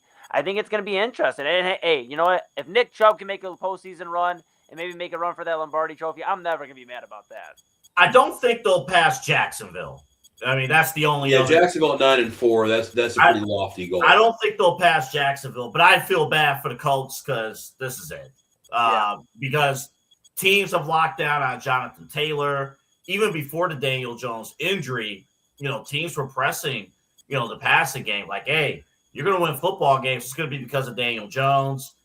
That's not really coming together. And then now with the injury, I feel bad because the Colts have went through a lot in the offseason. They were one of the best stories of the NFL season, but it's fallen apart. It started, by the way, with them not being able to hold on to a 20-9 lead to Kansas City in the fourth quarter. That's true. It started then. What would have happened if they would have held on to that lead? They would have knocked out Kansas City. That KC would have been done, and Indy would have continued on winning. But they lost there, and they haven't recovered since that fourth quarter. And that injury is really going to mess them up too long term because you think about how much a difference a month makes. If we're talking at the top of November, end of October, this year, Danny Dimes is getting an extension. Danny Dimes is the long-term solution, the first long-term solution the Colts have had a quarterback since Andrew Luck. Now with the Achilles, he's going to be damaged goods to start the season. Like the rehab process dictates that. So he is going to be having, issues coming back in. His future is completely up in the air now. Is he going to be there long term? Is he going to be there for another year or two? We don't know. And now the Colts themselves, they're going to be doing the same thing. Do we have to look for a quarterback now? Do we have to this problem we thought that was solved 4 weeks ago? The hardest problem to solve in the NFL, ask any Browns fan. Find the quarterback. They thought they did it, and now all of a sudden they were the number 1 seed in the AFC a couple of weeks ago, and now they're going to be on the outside looking in if Houston wins this game. Yeah. What I find funny, though. What's up? I was going to say, we have anything else on the AFC South? No, I was going to move actually to the – and this is weird because the way the AFC is constructed right now, and I guess the NFC too, is so competitive. It is razor thin. And the best of the best are going to get in the AFC. Absolutely. Like you're going to need 10, 12 wins probably to be a serious team or even a playoff team, probably double-digit wins.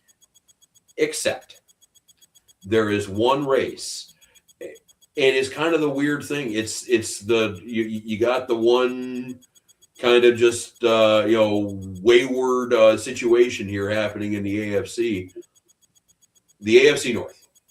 We a division that we thought was going to be one of the best in football. You have two teams right now who played each other today, the Steelers and the Baltimore Ravens. Steelers coming up on top right of that one, 27-22. They are now in the driver's seat of the NFC North, at least for the time being. You have two teams in that situation who played each other today. What it reminds me of is a race with two cars, and really the winner's going to be the one that has the most gas. Like you got two teams rolling on E that are sputtering, that are just trying to get over the finish line. And the only team, the team that's going to win is going to be the team that's going to just have the energy to do it. Honestly, I haven't seen the AFC North this low collectively, really ever in memory since the AFC North's been a thing. And yeah, Steelers and Ravens today. Aaron Rodgers, I guess, looked okay, but yeah, here we go. I thought the Steelers, the Houston could prove me wrong on this. I thought the Steelers had probably the most impressive win today. Maybe you could argue Green Bay, but I thought the Steelers, the way that, honestly, this is probably, if you are thinking about what the peak of Aaron Rodgers with Pittsburgh could look like, him and DK, and then I know you guys got Thielen this week. I mean, the offense. When I think Steelers Ravens, I do not think of a 27-12 to 22 game. I remember, and I'm sure you do too, Rob, 13-9 defensive classics where like James Harrison and everyone's hurt. Everyone just like they're ripping body parts off each other and beating them with the severed. Yeah, whatever. That's what those games typically are. But hey, this Steelers offense. If Aaron Rodgers can probably have more meetings at his home, maybe for them, calling out his receivers is actually a good thing over there in Pittsburgh. Because at least with Aaron, I know we joke about his passive aggressiveness, and it does piss people off, things like that. But maybe in that locker room, there does need to be a straight shooter who does hold people accountable, who actually has the resume of an Aaron Rodgers. He actually, he won the Super Bowl. He's always been year in and year out one of the best quarterbacks in the NFL. He's always proven, you know what? I'm gonna give you an opportunity to win. You guys, as the receiving core, just show up for me, and I got you. So I know people hate on Aaron Rodgers, and I can come on here this time next week and say I can't stand this guy. But Aaron Rodgers might be exactly what you guys needed in that locker room for the Steelers. And, Rob, I remember at the beginning of the year when we all sat down for main event over at Double A's studio there. And, we sat down and you said, man, Aaron Rodgers, we all know how, me and Double A at least know how you feel about him. You're not necessarily the biggest. It's been a very irritating season, yeah. But it's so crazy because you said he could be the demise because he's going to Aaron Rodgers his way out and what he did with the Jets. And I remember sitting there telling you, dude, Aaron Rodgers is exactly what you need. And he's the reason you guys are where you're at right now. I get the defense has some good games, and I get it. They've had the Steelers, steal Curtin every now and then, and other guys have stepped out. Aaron Rodgers had a rushing touchdown today. He is doing everything he possibly can to get to the AFC North Championship. That is, I just think it's going to be one of his greatest feats, and it's going to hurt my soul. But if Aaron Rodgers goes on a great run with the Steelers this postseason, it's going to be his greatest feat yet. Not only because he's older, 42, but just because everybody has wrote him off. I wish he was in any other uniform than Pittsburgh because I'd be rooting so hard for him, but I cannot.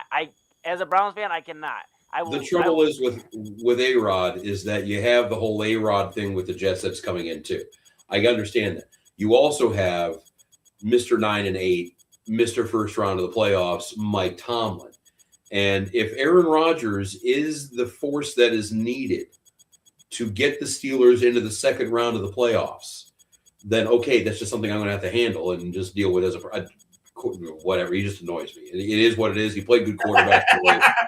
You know what? You don't have to apologize for that. If you find him annoying, I completely understand. Well, you don't even have to explain. And again, we talk about the dichotomy of these of all of these teams.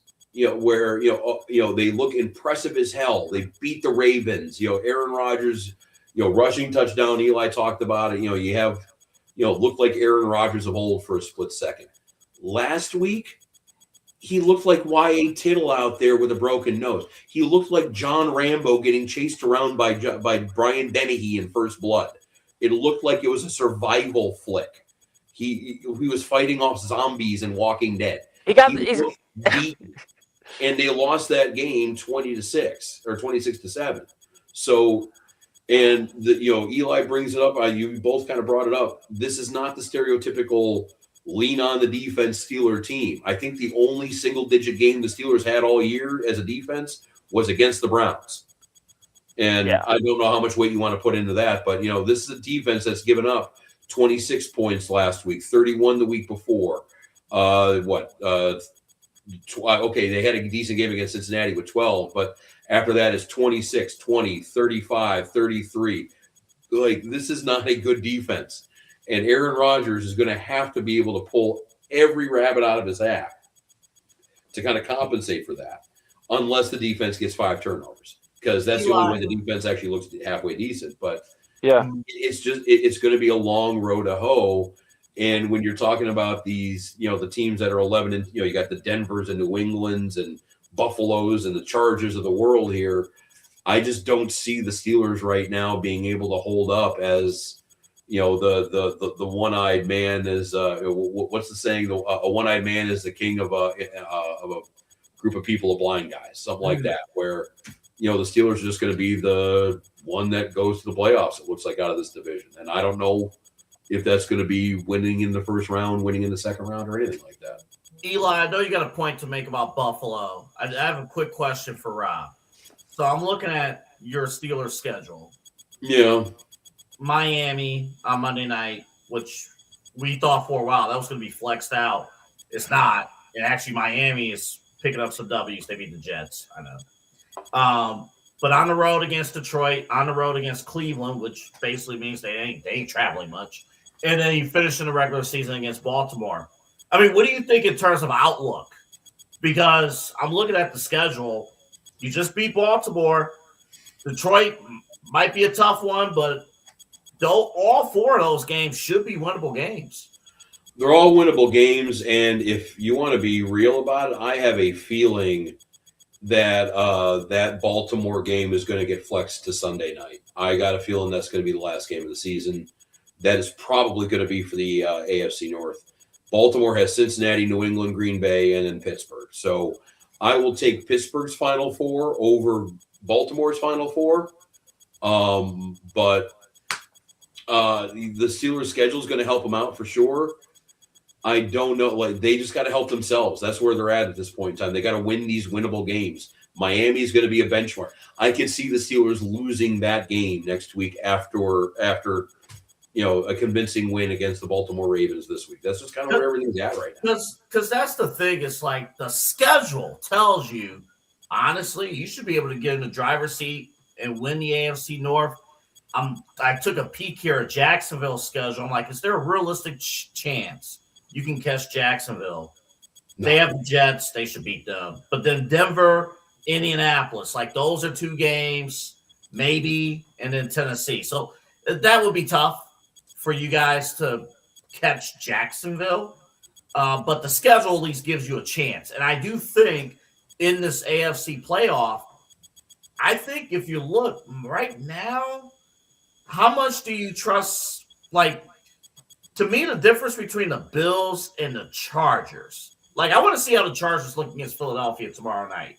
Yeah. I think the Bills are still, Eli, they're still Super Bowl contenders. I don't trust the Bills. I don't trust the Bills.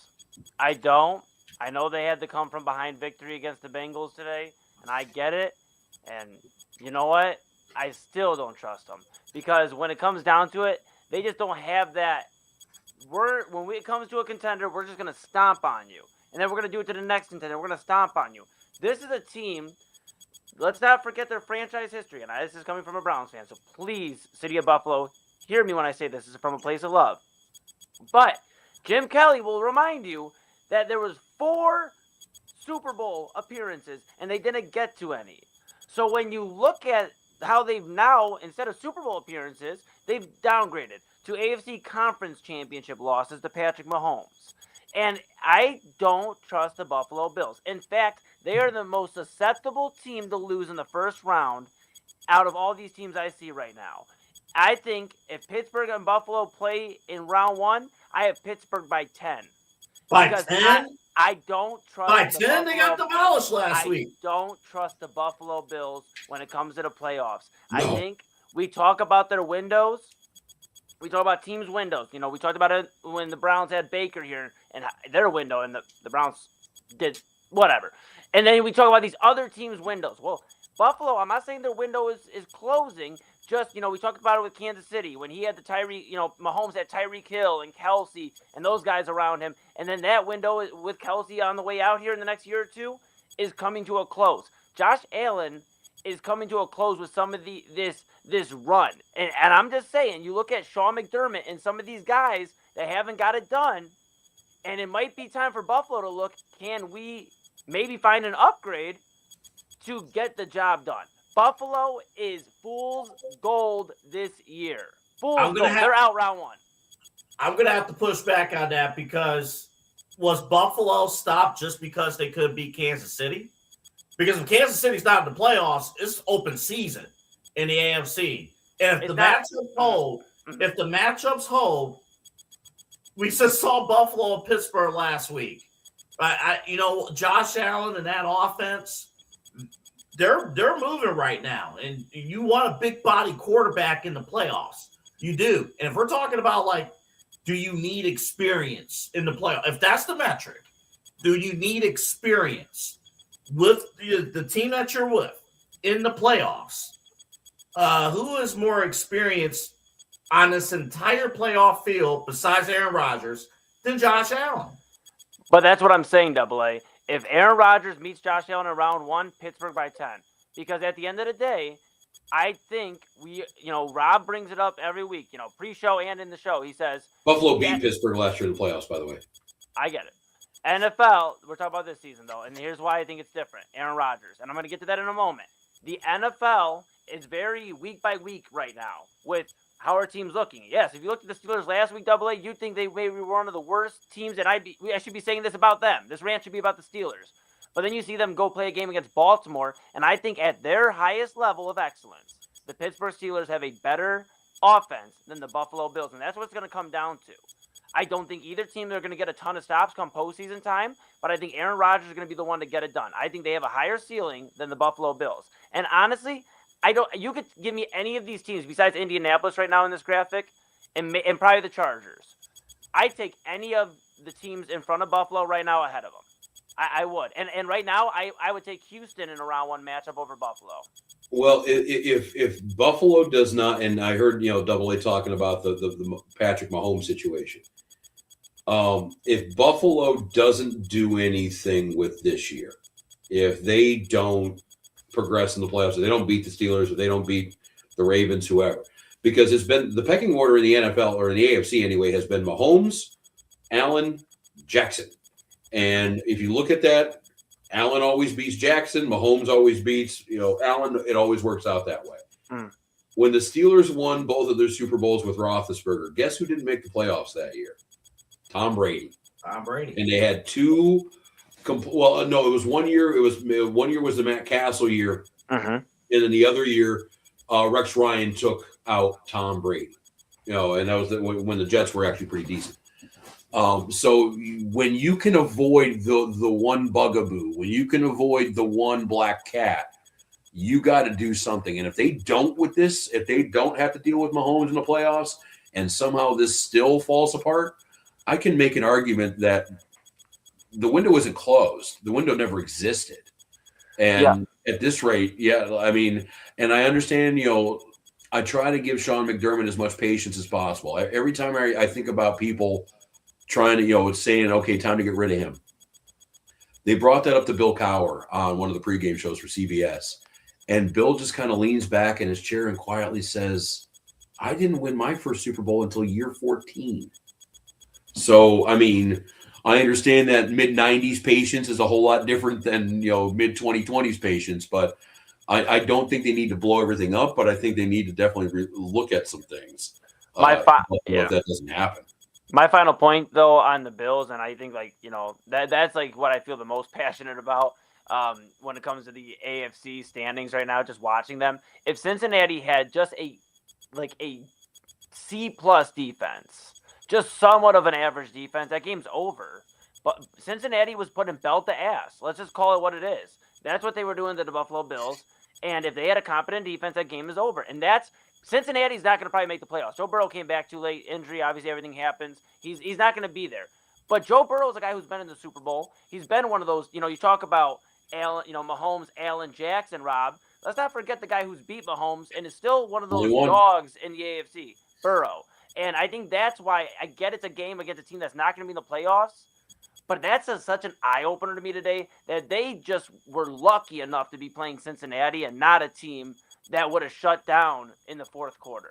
But I don't know if that's because I think we've always expected, especially when Joe Burrow was healthy, that was the way that game played out was exactly how it played out. Showcase matchup where both quarterbacks shined, and Josh Allen could do that. I want to make real quick before we move. I think we're going to talk Cavs next. Quickly, because we're definitely not we are definitely not hustling through this show for sure. I do want to make a quick point. I think the best team in the AFC was the team that didn't play today, but we couldn't talk about them because they played on Monday night last week. New England. Yeah. Yeah. Whoa. Drake May. If this was a committee, if we had to do the committee exercise, New England is not my top team in the AFC right now. They are, their defense is amazing. And of course, Drake May, he's one of my MVP candidates. Drake May's having an unbelievable year. They're figuring, Tavion Henderson, they're figuring things out in their backfield. New England, oh my goodness. I know they didn't play today, but I just wanted to make sure we spent at least a few seconds mentioning who I think is one of the best teams in football right now. That's the Patriots. I kind of agree with you, but I'll take this as the NCAA committee would look at it. Yes, I understand that you have won a lot of games in a row. You're 11-2, but you have quality wins over the Dolphins, the Saints, the Titans, the Browns, the Falcons, the Jets again, the Bungles, and the New York Giants. The only argument and I agree with you, they're a good team. They just really haven't beat a lot of other top echelon teams. Okay, Billy Packer. And that's why I believe in my 12-team playoff that the New England Patriots would be the first team out and the Detroit Lions would be the first team in. All I know, my only takeaway on the Patriots is I was watching with Papa Moon, and I just saw the fury in Mike Vrabel's eyes when he was playing the Giants of you guys took Super Bowls from us. And I mean, he just let it. That one was for Tom Brady. That one was for Teddy Bruschi. That one's for everybody.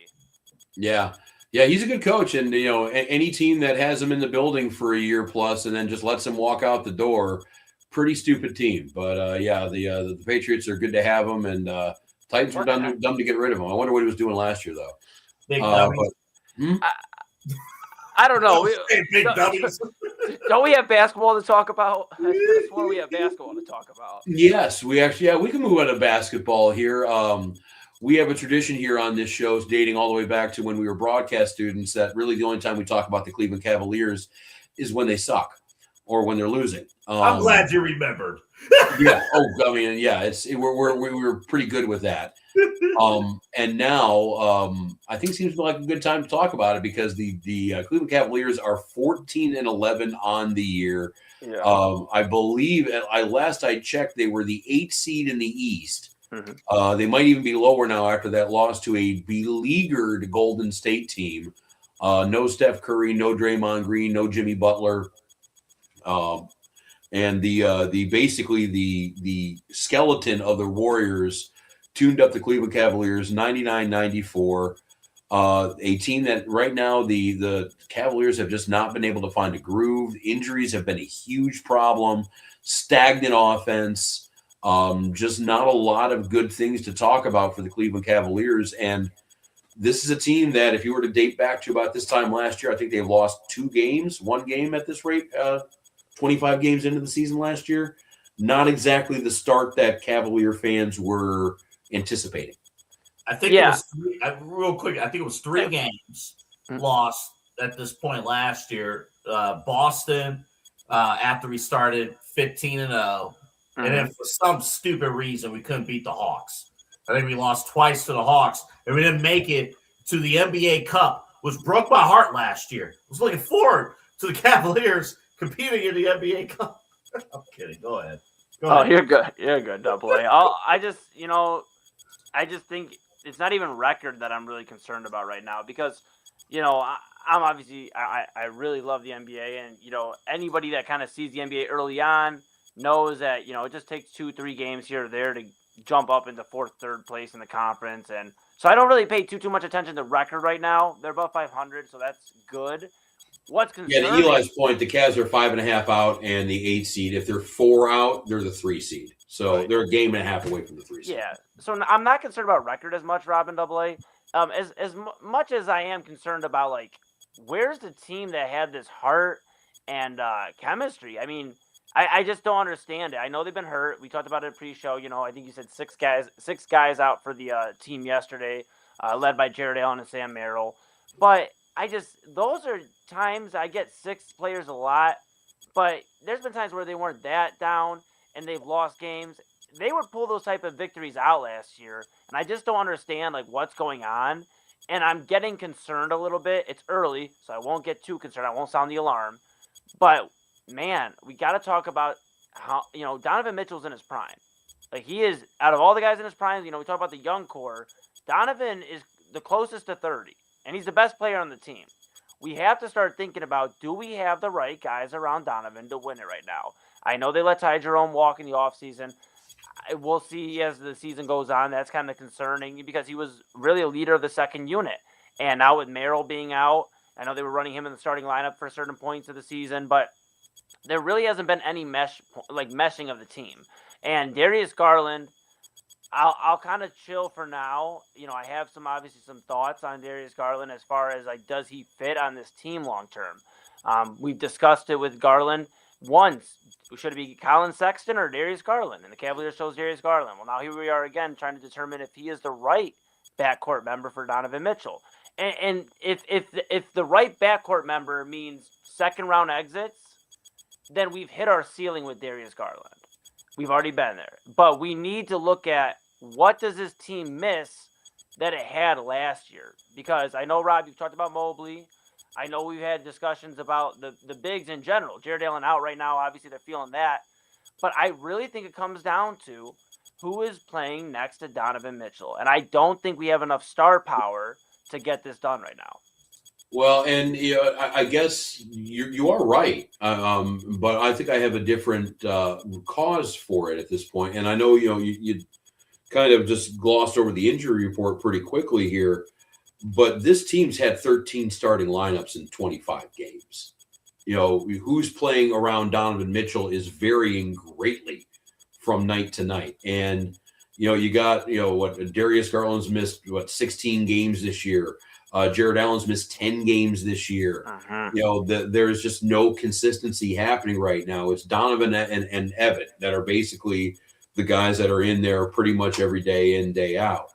And really the only starters anyway who are doing it. So you can't really get a lot of consistency if you don't get these guys out there. Now, do we need to maybe think about changing up the roster a little bit on getting guys who are healthier and getting guys who are available and ready to go? That's something we might have to talk about. But right now, they just need to get these guys healthy and all on the same page. Then you just talk about it. You win 3 games in a row, and all of a sudden you're in the top half of the East again. I think that's really all they need right now is just to get some consistency going in that lineup. Well, and Rob, you know this because of the amount of Cavs games you guys had to cover on TAM last week. How many days that they have played? I think it was 5 out of the 7 days of the week last week that they played. Yeah, they've had a lot of action for sure. Yeah, and at least here they're not going to play again until Friday, so it kind of feels a little bit like a bye week. In fact, the Cavs only have 2 games between right now and December 17th. So 2 games in a 10-day stretch. By then, you should have Jared Allen back, who is missing a few games with a finger. You might even be thinking about Max Strus coming on back. He hasn't played all this season, and I know they're kind of on the watch with him. And then, some of these guys are going to get healthier throughout the time, and they just need some time off at this rate. And if they're still sitting here mulling around the 7, in the play-in land, basically. If they're mulling around here in a month or two, then I'll start getting worried. But I think we all as Cavs fans understood that we were, if anything, we were going to sacrifice some regular season wins for postseason greatness. And that's kind of what I'm seeing right now. They're still trying to figure things out. They don't have to be good right now. They have to be good in 2 months. Right, but go ahead, Eli. You go. I appreciate it, Double A. All I was going to say is, I just feel like, Rob, you do bring up the great point of Max Strus. I think that'll help out Sam Merrill when he returns from injury, too. I think that'll help him ease back into where he really is just more suited for. He's that spark plug off the bench, hitting threes.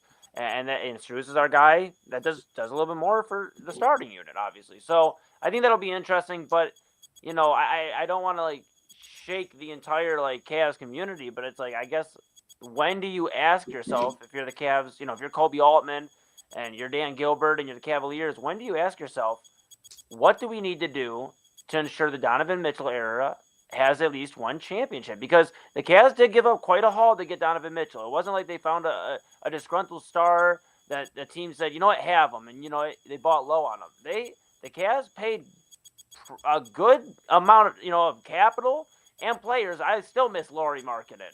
But they have Donovan here, and they have not yet seen the success that you would think when getting to Double A's point. He said it in many of a few of the shows here, the face of the league in some eyes, and we're not taking care of it. Well, the thing is, though, too, to your question, Eli, the front office answered your question already by saying that they are fully committed to the core 4. That's their sales pitch. Their sales pitch was it has to be. It has to be because of the second apron. Bingo. Because of this is an expensive roster. The core 4. We can't find anybody better for this price. Yeah, this is it. You have the Cavaliers have paid for a vehicle that has loans on it, and it must be paid off. Oh yeah, you got a 5-year note on that car, man. You're going to be in that damn thing whether you like it or not until the next president is elected. And if you change your mind and say, you know what, I don't really like everything that's going on with this vehicle. Actually, I have a change of tone with this vehicle. You can't go back to the dealership. This is it. Yeah, you can make some minor changes. To your point, Eli, that's where they may have to look at. But we had a discussion off air. We'll pull back the curtain. We had a discussion off air earlier in the week after a loss about Giannis. We did. Yeah. And there was a reason why, as entertaining and passionate as that conversation that we had, there was a reason why that conversation was shut down. Rob? The second apron. Yeah, we were sitting on our text chain kind of talking about it, just kind of, and I honestly didn't hate the idea. I think we were kind of fighting on who to trade for him, but I think all of us were okay with it. But then, kind of continuing my day and wandering around through life, and I go, wait, we got the second apron. And what that means is, and for those of you who aren't in tune with NBA economics, most of the time when you see a big trade happen, it's, Shaquille O'Neal for 6 guys, or, it's, Kevin Durant 17 trade, and, you got, 5 guys coming back to Phoenix or whatever. You cannot do that right now under the current rules of the NBA. We are in the second apron, which means we have spent too much money for too long. And now, because of that, there are things we cannot do. Throw cash into trades, and also what they call aggregate. And that's the 2-for-1, 3-for-1, 4-for-1. It would have to be a 1-for-1 deal or a 2-for-2 deal. Meaning, the only way we could get Giannis on a 1-for-1 deal would be Donovan Mitchell. That's the only. I'm not saying on skill. I'm not saying on fit. I'm saying on number matching number. That is the only max player All NBA guy we have. That's the only dude that can go. Now, do you want to throw, Giannis, Beyonce, Larry, Mo, Curly, Shemp, all the Giannis Antetokounmpo siblings on this thing? Because Milwaukee has, it's weird. They signed 4 of his brothers, and they wonder why the team sucks. But hey, they try to get that family discount. could you throw those guys in as cannon fodder and say, okay, Giannis and the 3 brothers equals out to, find 4 guys on our team would be comparable or something along that line? I don't know. But you would be shooting the moon if this deal did get done. The other name that we can bring up too, for all of you mid-teens NBA fans out there, 13, 14, 15, CP3. We went into it a little. I don't know if we went into it last week at all, but he was, and this gets complex too. He was sent home by the Clippers early last week, and he's not playing for him. They don't like him. He doesn't like them. There's a lot of trash being talked from the coaching staff, Ty Lue included, Jeff Van Gundy. We're not talking about random names here. We're talking about respected coaches. Mm-hmm. They're button heads pretty good out there. I will say, even though he's not playing, he's not cut. He's still on the roster. Right. So the Cavs would have to figure out a trade, or because the issue is with Chris Paul out in the Clippers, is they don't have enough salary cap room to cut him and sign another decent guy. So there's the economics. So they either have to trade him or they have to negotiate a buyout, which I don't know how charitable Chris Paul is going to feel right now.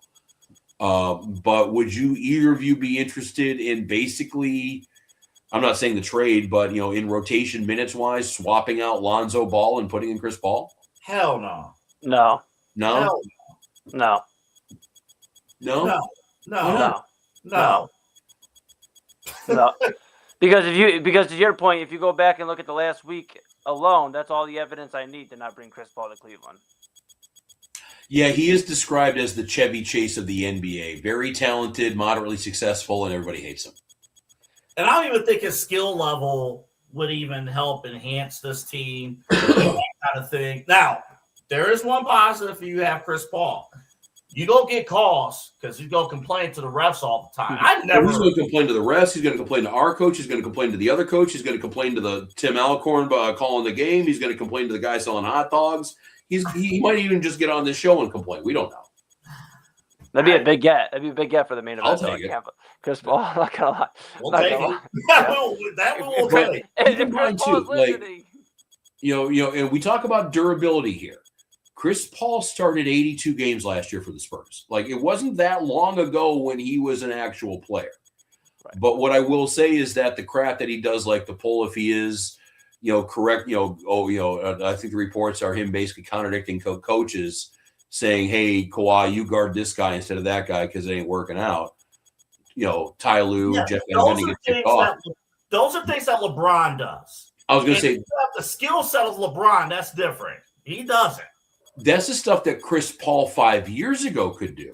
When you're an all-NBA point guard, when you're a perennial all-star, you're the starting guy on the team, you're the leader. Jason Kidd could probably have done that in his prime. Isaiah Thomas. You don't do it when you're playing 2.5 minutes a game. And I think that's the issue that the Clippers are in with Paul. And honestly, we like to win on AA. We like to win on, the power of friendship, and we like to be the super friends here. If you're talking about chemistry and if you're talking about the delicate balance in that locker room, hey, AA, if you're talking about chemistry and the balance of that locker room, Chris Paul is going to throw a monkey wrench into that whole thing. Yeah. For everything we've talked about, Rob, AA, Chris Paul is nowhere near the solution. He is not the bridge defining the solution. Just no. The last thing I'll point out before we break about the Cavs themselves, because I brought this up to you guys on Saturday when they're facing the Warriors. And I think the 13 starting different lineups has something to do with this. My concern on the floor, their offense is there's very little motion. no motion, no cuts, no nothing with the offense. If it's basically are our guys hitting threes, spot up jumpers? And if the answer is no, which could be at any given night, we're not winning games. And that's the part on a night-to-night basis that is concerning me about the Cavs. The stuff that scares me, and you bring that up, and Double A, you know what I'm talking about with previous jobs. When I'm working at the station and we got a Cavs game, I got to cut highlights. And, if it is a Mitchell dunk or an Allen assist, whatever. Most of the highlights I cut are pass, somebody for three, good. It's all perimeter play. And I understand that's where the NBA is going. Nobody really likes to shoot inside anymore. But you need that 2-point game going. You need the layup game going. And for a team, if you look at the analytics, the Cavs cut, I don't know if it's the worst in the league, but it's bottom 2 or 3 of worst cutting teams in the league. And what we're talking about, guys slashing towards the hole, or to the hoop, guys, screens, moving off, that kind of motion. Mm-hmm. And what it is right now is, you got normally the 4 guys, the 4 guards, wings, kind of playing up on the, behind the 3-point line. You got Jared Allen waving at everybody underneath, and that's your offense. And they cannot get out of the first round, let alone win a title with that kind of offense. Definitely. I hope the Cavs can, again, thank goodness for this week off. Basically, a week off. They get healthy, get Max Strus back, get a few other key components back. Because, as we put a bow to this conversation, they're on a loan. This is the core 4. It has to work. They have to figure out how it works in order to win this championship. Yeah. So it's tough. Yeah, because they might have a minor move. They might be able to kind of swing some stuff, but I mean, they don't really have a lot of draft picks. They don't have a lot of assets that can move, and with the second apron, they just don't have a lot of freedom at all. This is the main event here on the Inside Edge Podcasting Network. You can find us on TikTok, Twitter, Instagram, YouTube, the Facebook at Inside Edge Net. Check us out and follow, like, subscribe, all that happy stuff. We got Double A Anthony Alford. We got Eli Moon. I am Rob Rozycki. We're about 2/3 the way through this radio program, radio fiasco, whatever you want to call it. Up next, though, we'll have some news and notes we'll talk about. We'll figure out what we learned. We got a lot to talk about in the news and notes, too. And there is a story that we did not bring up that I'm going to have to let Double A and Eli know. We had a new Hall of Famer named during the show. So we'll talk about that. We'll also talk about, obviously, Odell Beckham Jr. is in the news and running around and trying to figure out what's going on. Yeah. And, with a lot of other stuff happening in the world of sports, we will definitely get into on the main event. We got guys doing – is that gang signs? No. Don't worry about it. Just gonna break. Are you telling me to steal third? What's going on? Well, okay, I'm gonna try. Call that blowing money. We blowing money. Okay. Like Odell blowing that money. Okay. Yeah. Just like Odell. Yes. Let's hopefully we won't be like Odell for too much longer. Let's take a quick break. And figure out where our lives went wrong, regroup, and then come back. And we'll finish up this quality radio show here on the Inside Edge Podcasting Network. This is the main event. Rob Rozycki, Double A Anthony Alford, Eli Moon. We'll be back.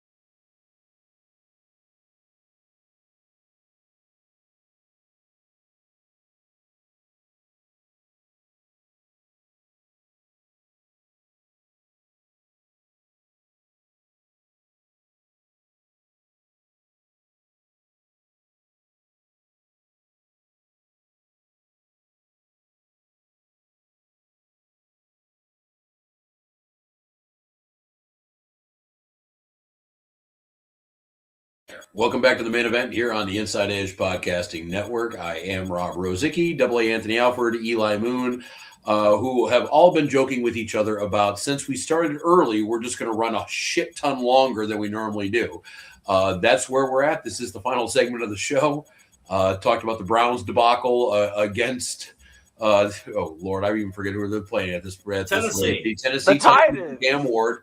Talking about the Cavs issues, talking about the NFL in general, and now we are on, well, also the college football playoff too.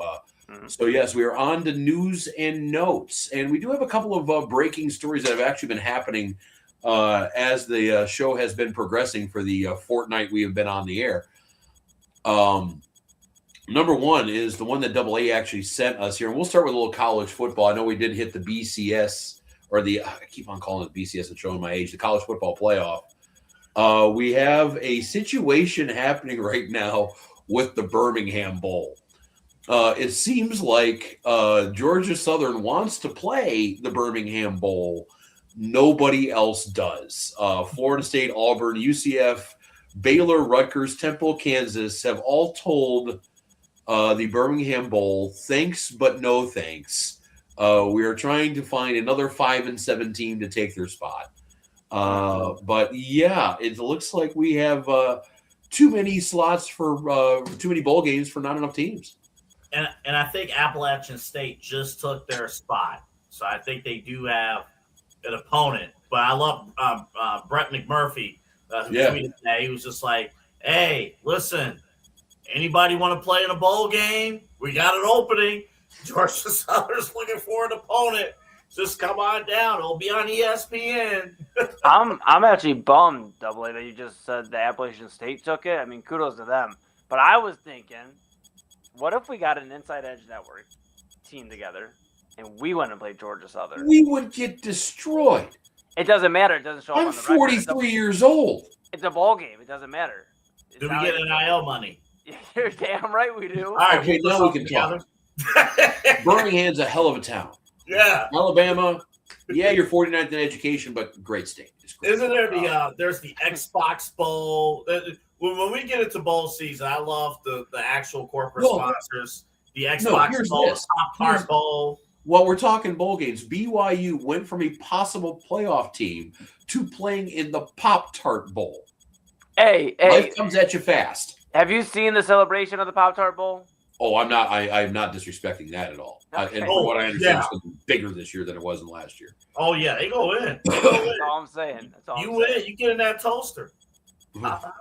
That hey, do what you do there. Speaking of though, with these college teams, there is a higher profile team that did, and we did touch on it a little bit in the BC or in the college football playoff talk. Notre Dame. They decided that they don't even want a New Year's Six bowl. They would be probably the top get for any of the non-playoff bowls. They're going to get their choice of stuff, and their choice was to take their ball and go home. I wonder if we're going to start seeing that happen more and more from some of these schools that do get, kind of get pushed on the outside, looking in. After the BC, after these playoffs are announced and everything like that, I wonder if this is going to become a normal thing. Yeah, I think this might be the end of bowl season. I'm not saying like this season, specifically, but I think, as we talked about in the first segment with like the creation of a super conference and the focus on maybe expanding the college football playoff, I think you're going to see a lot more of this. I think this is the new norm, Rob, and I think we're seeing the end of bowl season. I mean, these sponsors, instead of sponsoring, unfortunately, I know it sounds mean to the players and the schools involved, but a meaningless bowl game if I'm a sponsor, or am I trying to get, maybe put on like somewhere on the field or somewhere in the stadium during a college football playoff game? So I think this might be the end of bowl season. Well, and believe me, I can make all the jokes in the world about, Notre Dame and whiny and, entitled and all that stuff, but be serious. What would you rather have? Would you rather have Notre Dame just say thanks but no thanks? Or in the case of Florida State a couple of years ago when they got snubbed out of the 14 playoff, I mean, they basically put their JV team out there and got throttled by 45 points. As a fan, what would you at least what I'm thinking is like the teams that show up, I'd want to have play. And Notre Dame sounds like they wouldn't take this game seriously at all if they did show up for it just to cash the check. Well, I think as a fan, you definitely want your team to play. I mean, you want to finish your season with a W. I mean, I think that's a huge thing. But let's be real about what happened. Playoff expansion, put the bowl season, in the emergency room. Again, talking about a system that was 10 years old that this whole playoff thing's kind of based on is not working. Mm-hmm. And NIL pretty much put a knife to it and stabbed it. I mean, the one specialty that you had, we was just joking about it, was, the corporate sponsorships. You go to the Xbox Bowl, for example, you probably get some free video games, right? You get some, whatever you want. You free 2K, free whatever, Halo, whatever. I'm not an Xbox guy. I'm more of a PlayStation, Nintendo, but you get my point. Whatever hot game you have for the Xbox, you're getting that for free. NIL has that covered for you. NIL already is taking care of you. So there's not even like an incentive to even make the trip. The Bahamas Bowl is gone. So like there's no real unless you're playing Hawaii, out in the Hula Bowl or whatever. There's no incentive. And then I forgot one other element too. The transfer portal. Yeah. So on top of all of that, Notre Dame as a coaching staff and even the players, some of those players are going to transfer. They're going to have to field a new team. And, I hate Notre Dame because they're the one team that can create their own schedule. They're not in the conference. They didn't get their way. They had an opportunity to play in a bowl game, and they declined it. I hate them, but I get it. They don't need it. They don't need it. Why? And, and I'll bring up, and I'll probably surprise Eli with this because I'm going to sound a little bit more like him when we were talking NBA players and playing all-star games. If I'm a college athlete too, and you want to put me in the Pop-Tart Bowl, you want to put me in the FedEx, you want to put me in the Meineke Car Care Bowl, whatever, that's risking injury. Right. That's risking, possible futures in playing in the NFL, anything along that line. We are in the era of NIL. How about you pay me? Why am I going to go play an exhibition game? And all the arguments I can make about the All-Star game, I can't, the tradition, helping, I can't make any of that about these bowl games that are blatantly cash grabs for about 35 different sponsors out there. So, if I'm, the running back at Notre Dame, and we want to go play in the holiday. Love.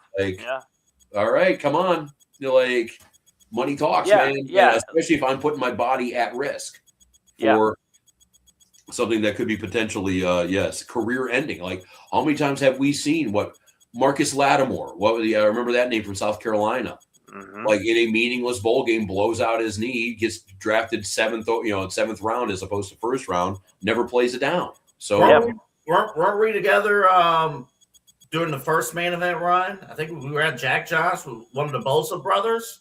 Yeah. Right. Oh, yeah. Oh, well, I think we were with Jack John when one of the Bosa brothers got nailed for targeting. Which he had the best way to do it. Like, all right, I'll just play a couple of plays and get ejected, and then we're just going to great. Yeah, that's when targeting was I'll be suspended for the next game of college that I'll never actually end up playing. It's great. Yeah, completely new concept at that time. We were like, targeting? We don't get it. But, I mean, it just – it sucks, but it doesn't suck because, like I said – the players are going to find a way. The ones that are elite level are going to find a way to get to the games that matter, which are college football playoff games. And the reason I say that is because with the transfer portal, if you're good enough, a coach is going to want you, especially a coach that's trying to establish a new roster like Lane Kiffin out in LSU. Florida's got the new coach. You got all these different switch ups. I think it's going to be interesting, and I think the sponsors are just going to take it instead of being the sponsor of a bowl game. They'll take being on some sort of sponsorship run for a college football playoff game. So that it sucks, but all the big bowl games are still here. They're just in the college football playoff, Rose Bowl, all of them. Eli brings that point right there at the end is the huge thing. Most of these bowl games are labeled under ESPN events, right? They're like ESPN runs. Made for TV events. So that's what they are. Battle of the Network Stars. That's what basically they are. So don't be surprised. You flip on ESPN and, a network that doesn't have the Notre Dame contract, a network that really doesn't have any ties to Notre Dame. And Notre Dame didn't just tell whatever bowl game, they didn't tell the bowls no. They told ESPN no. They told the mothership no. So don't be surprised. You watch First Take, Get Up, whatever show, and there is a network-wide beatdown of Notre Dame because they wanted that brand on their made-for-television event, and Notre Dame said no. Yeah. Oh, yeah. And they don't. And NBC probably has a different perspective on the whole thing because games. NBC, and that's the one standout thing about this whole the college football playoff debate we had earlier, real quick. Man, boy, is this sports television or cable news? Because if it's ESPN, they're lobbying for Georgia to be at the top. They're lobbying for Alabama. We know Alabama looked bad, but they better be in the playoff. They better be. Meanwhile, Fox is saying number 1 and number 2, no matter what. Indiana, Ohio State, all the Big Ten teams have all these resumes. It's crazy. That's actually, and I could even almost put this as what I've learned. I think I will save that for a what I've learned situation here because the college coach's job responsibilities has completely changed in the last 20 years, and we'll get into that for sure. But we'll move on here. Again, we're going real long here, so let's try to get through some of these stories here in a timely fashion. The other breaking story that happened while we were on the air, the Major League Baseball Hall of Fame Eras Committee, they announced the one player who got enough ballots on I believe it was a 12-person ballot. One guy is going to the Hall of Fame, and I think I'm trying to figure out what the story is. Who went or who didn't go? Because the guy who's going, I don't know, Eli, might be a little bit before your time. Remember Jeff Kent? Yeah, heck yeah, the outfielder, man, for the Angels. Second baseman. For the Angels. For the Giants. Yeah, all right, go ahead. Hey, yeah, Jeff. Hey, man, you got it. And Giants, he made most of his money at, but Toronto bopped around the league for a little bit. But probably the best power hitting second baseman of all time. We can get into the numbers in a second here, but the big thing: Carlos Delgado did not get in. 9 out of 16 votes.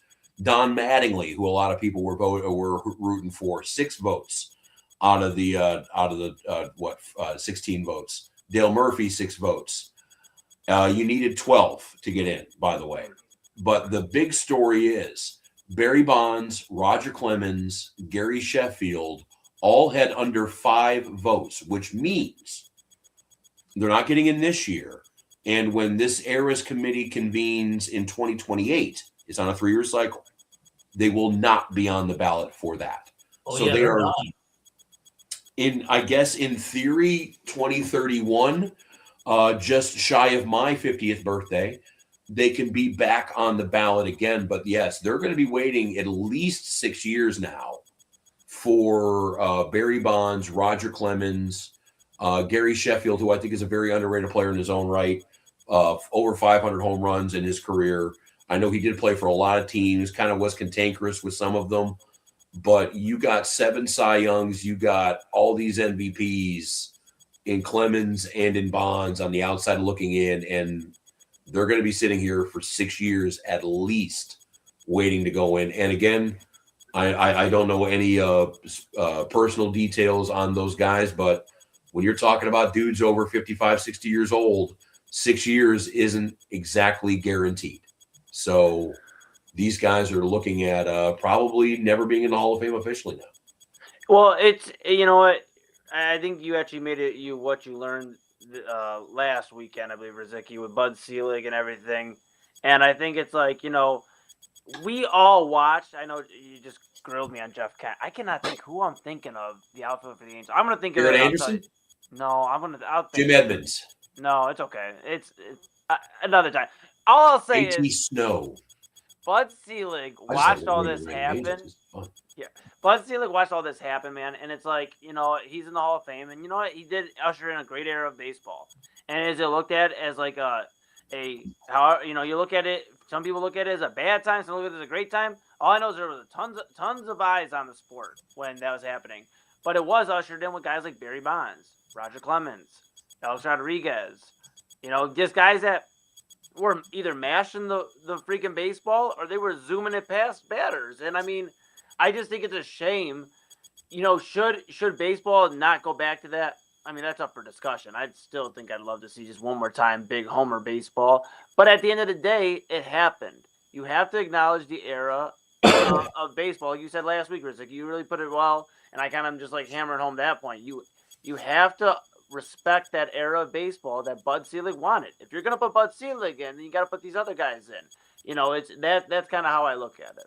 Well, and real quick, too, the other thing that you also have to respect is that, in the era of podcasting where a lot of former players are getting interviewed and, giving their thoughts on stuff, everybody from Darryl Strawberry to Greg Maddux to Randy Johnson, anybody asked who was the best player you ever played against with no hesitation, they say Barry Bonds. Yeah. No hesitation.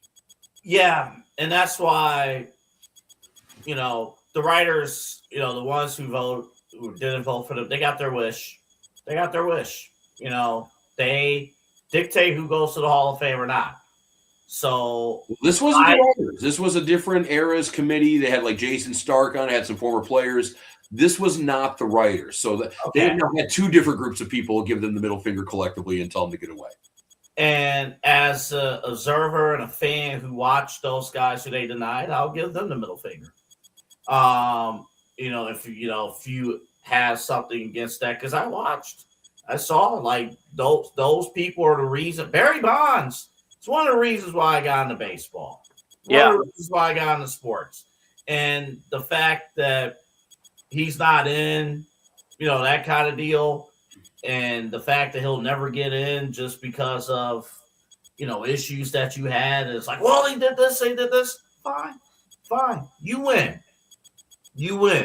So because of that, I will not even acknowledge. He's in my Hall of Fame.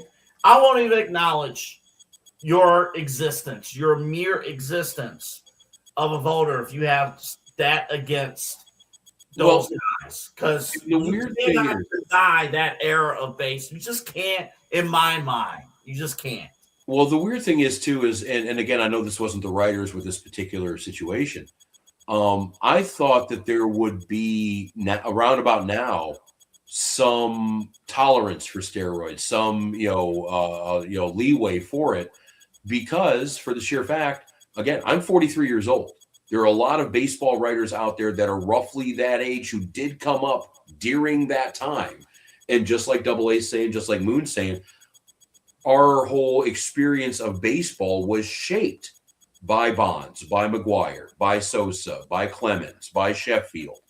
And you really can't tell the story without any of that happening. And that's the whole point of the Hall of Fame. The whole point of any Hall of Fame. Can you tell the story of your sport without them in it? Right. And it's like these guys are trying to dictate how the sport should have been remembered. And they don't have that right. They don't. Well, the thing is, and I'm looking at this a little bit more, the ballot committee that was voting on this, Ferguson Jenkins, Jim Cott, Juan Marichal, Tony Perez, Ozzie Smith, Alan Trammell, Robin Yount, who are all Hall of Fame players. They are, that is, I think Hall of Famers are probably uniquely qualified to judge Hall of Fame talent. Then you had a couple of major league executives that were involved. Kim Ning, who is the old GM of the Marlins, who was doing really, really well. I think she's working for USA Baseball now. And then a couple of historians. So this wasn't the normal kind of pissed off writer kind of just rolling their eyes. These are, opinions, when you're talking Ferguson Jenkins, Alan Trammell, these are opinions I have to respect. They made the Hall of Fame. So it is a little tough to just kind of understand, like, again, why the superstar players of probably one of the most important eras of baseball aren't in. And the whole confusion of it is too, and what puts more blame on Selig, the reason why there is so much ambiguity, just so much a big cloud around all this of uncertainty. They weren't testing for this when McGuire was hitting dingers. They weren't testing for this at the turn of the century. They don't have a test to look at let alone see if they failed or flunked. They didn't want to know. The easiest way to have nobody fail a test is to not give the test. So baseball, their heads were in the sand. They knew what was going on. They had no problem with it back then. The problem is that baseball has had no issue with it, and it's the writers and the other people who are playing the game who have opinions. If Bud Selig was voting on it, I'm sure they'd be in. Well, my final point on this one, because I know I'm sure we got a few other things to get to. My final point is, you look at like the Hollywood Walk of Fame, and like the Hollywood Walk of Fame, is everybody on there probably the greatest of human beings? Probably not. But No. look, I haven't analyzed all the Walk of Fame. I'm just look, there's a lot of them. So what I'm getting at is, it tells the story of Hollywood. However, you still see, and they're still adding to it, but it's telling the story of Hollywood. Who was big in Hollywood? Who made some impact? So to Double A's point, how can you tell the story of baseball? Your Hall of Fame. However you want to look at the era afterwards is how you want to look at it. But how can you tell that story without mentioning and putting in Bonds, Rodriguez, these types of guys, McGuire, Sosa? I mean, like, it just doesn't make sense, man. I remember, when I got a chance, like when I got a little bit older, into my 18, 19 years old, and Pops is like, hey, I want to show you some of these sports stuff that I was collecting, as you're growing up. I had a Mark McGuire 70 home run hat that I still rock to this day now. A 70 home run, hat. And you got Sosa, freaking posters. And one of my favorite players, I know you guys are going to freaking grill me, but I liked watching Alex Rodriguez sit there and mash wherever he was at for his team. It was exciting, though. I mean, I get it. He was a Yankee. And I really liked hating him. He was fun to hate. But, man, was it, like, you were taught this. So it's like for us to, like, sit here, like, especially, like, my childhood, like sitting here and watching these guys and then to tell me they're not Hall of Famers, you just can't do that. It doesn't make any sense. And that's just where I stand. By the way, Kevin Spacey has a star on the Hollywood Walk of Fame. He's had it for 26 years. Yeah. So, I mean, you are right where, dude, you can even just look in baseball. Like, just don't even look at the Hollywood stuff. Ty Cobb, the stuff that he was pulling, like Cap Anson was basically responsible for the segregation of Major League Baseball until 1943. Like, there's a lot of complex histories in that kind of stuff. Now, the thing with Cobb or with Anson or, with any of that kind of crap, that didn't play into the competitive balance of the game.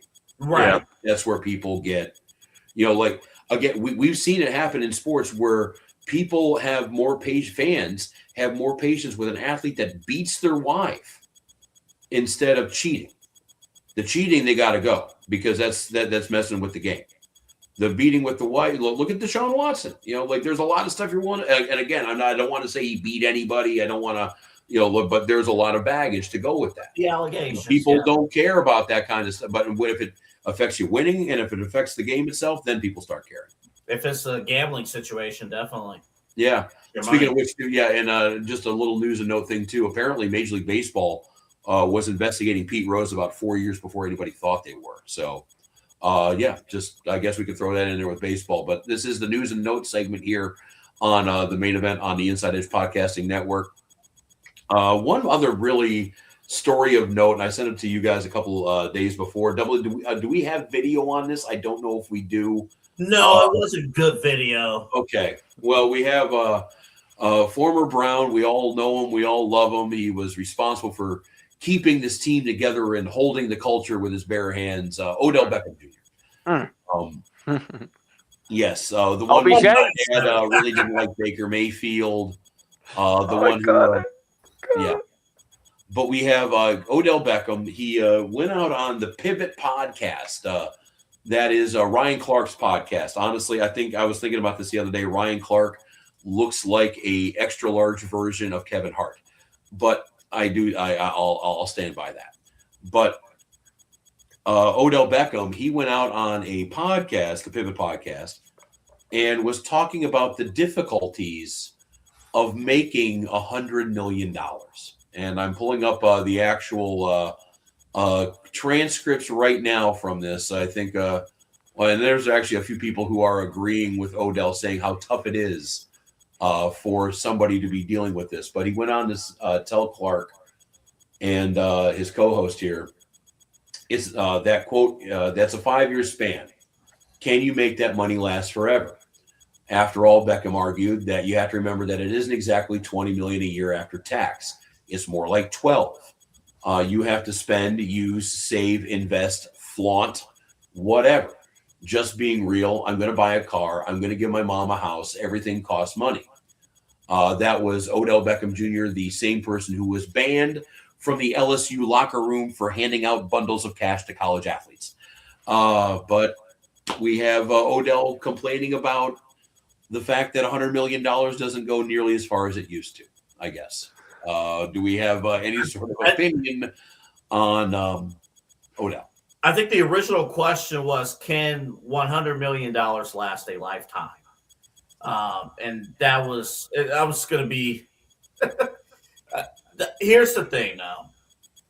Because it came from Odell, you could say, dude, the chain that you're wearing is worth $10 million. Just say that. It's like, dude, what are you doing? But I think the toughest thing, you kind of listen to both sides of it. I heard Shannon Sharp talk about it. Really, it's about, can you cut?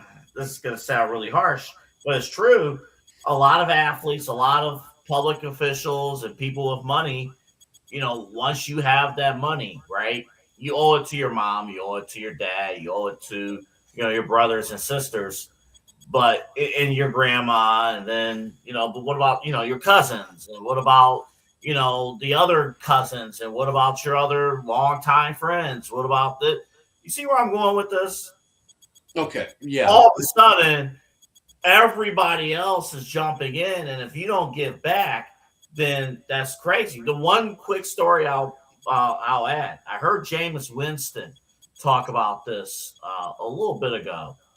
Jameis Winston had to cut people off because when he got his NFL contract, he was losing $400,000 a month. And he didn't even realize he was losing that money. And he was mentioning, it's like, it's one thing when you're spending that money. It's another thing when other people have access to your money and they're spending that money. Yeah. You don't know where the expenses are coming from. Mm-hmm. And it's month in and month out. So I want to slam Odell just because it's the messenger, because it's Odell. But you mentioned those taxes. You mentioned the access fees, the hangers on. And I understand that. And and actually, if you want to venture outside the Inside Edge network here, Pablo Torre did a great sit-down podcast, about an hour long, talking about athletes going broke. You can check that out on his page, whatever. And they do have a lot of reasons. They do have a lot of things that we don't have to worry about as just common folk. But they also have something that we don't either.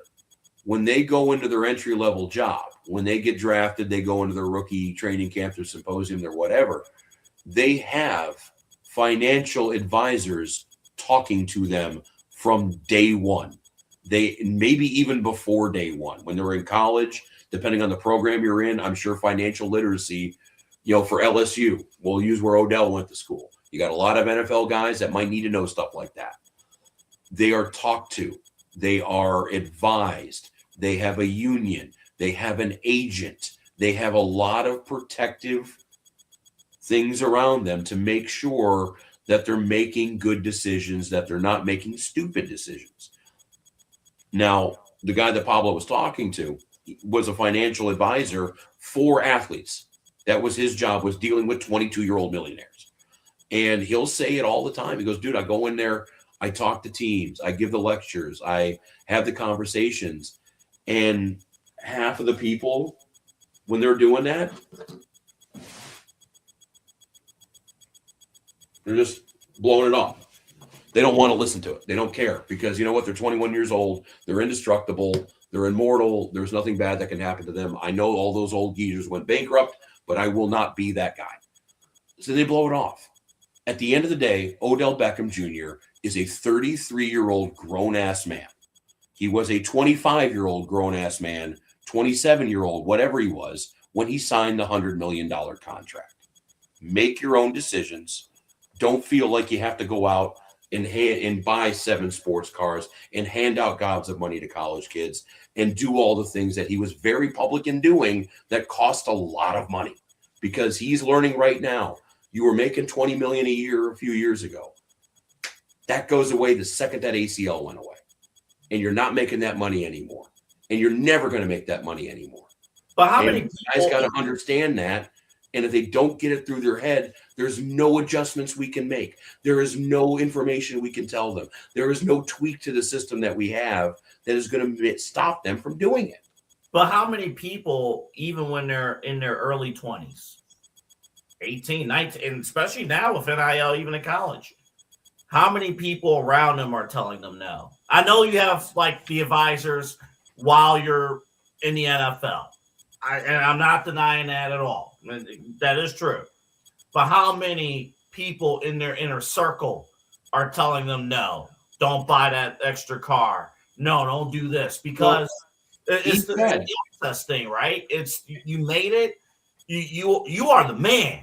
You are the man. The advisor kind of went in your university. You're the man on the team. So how many people are actually telling them no? That's the big question. But the thing is, though, and the advisor, and this was some of the advice that these guys do get. This dude was saying straight up, he goes, your 22-year-old halfback doesn't give a shit about mortgages, doesn't care about long-term loans or retirement accounts.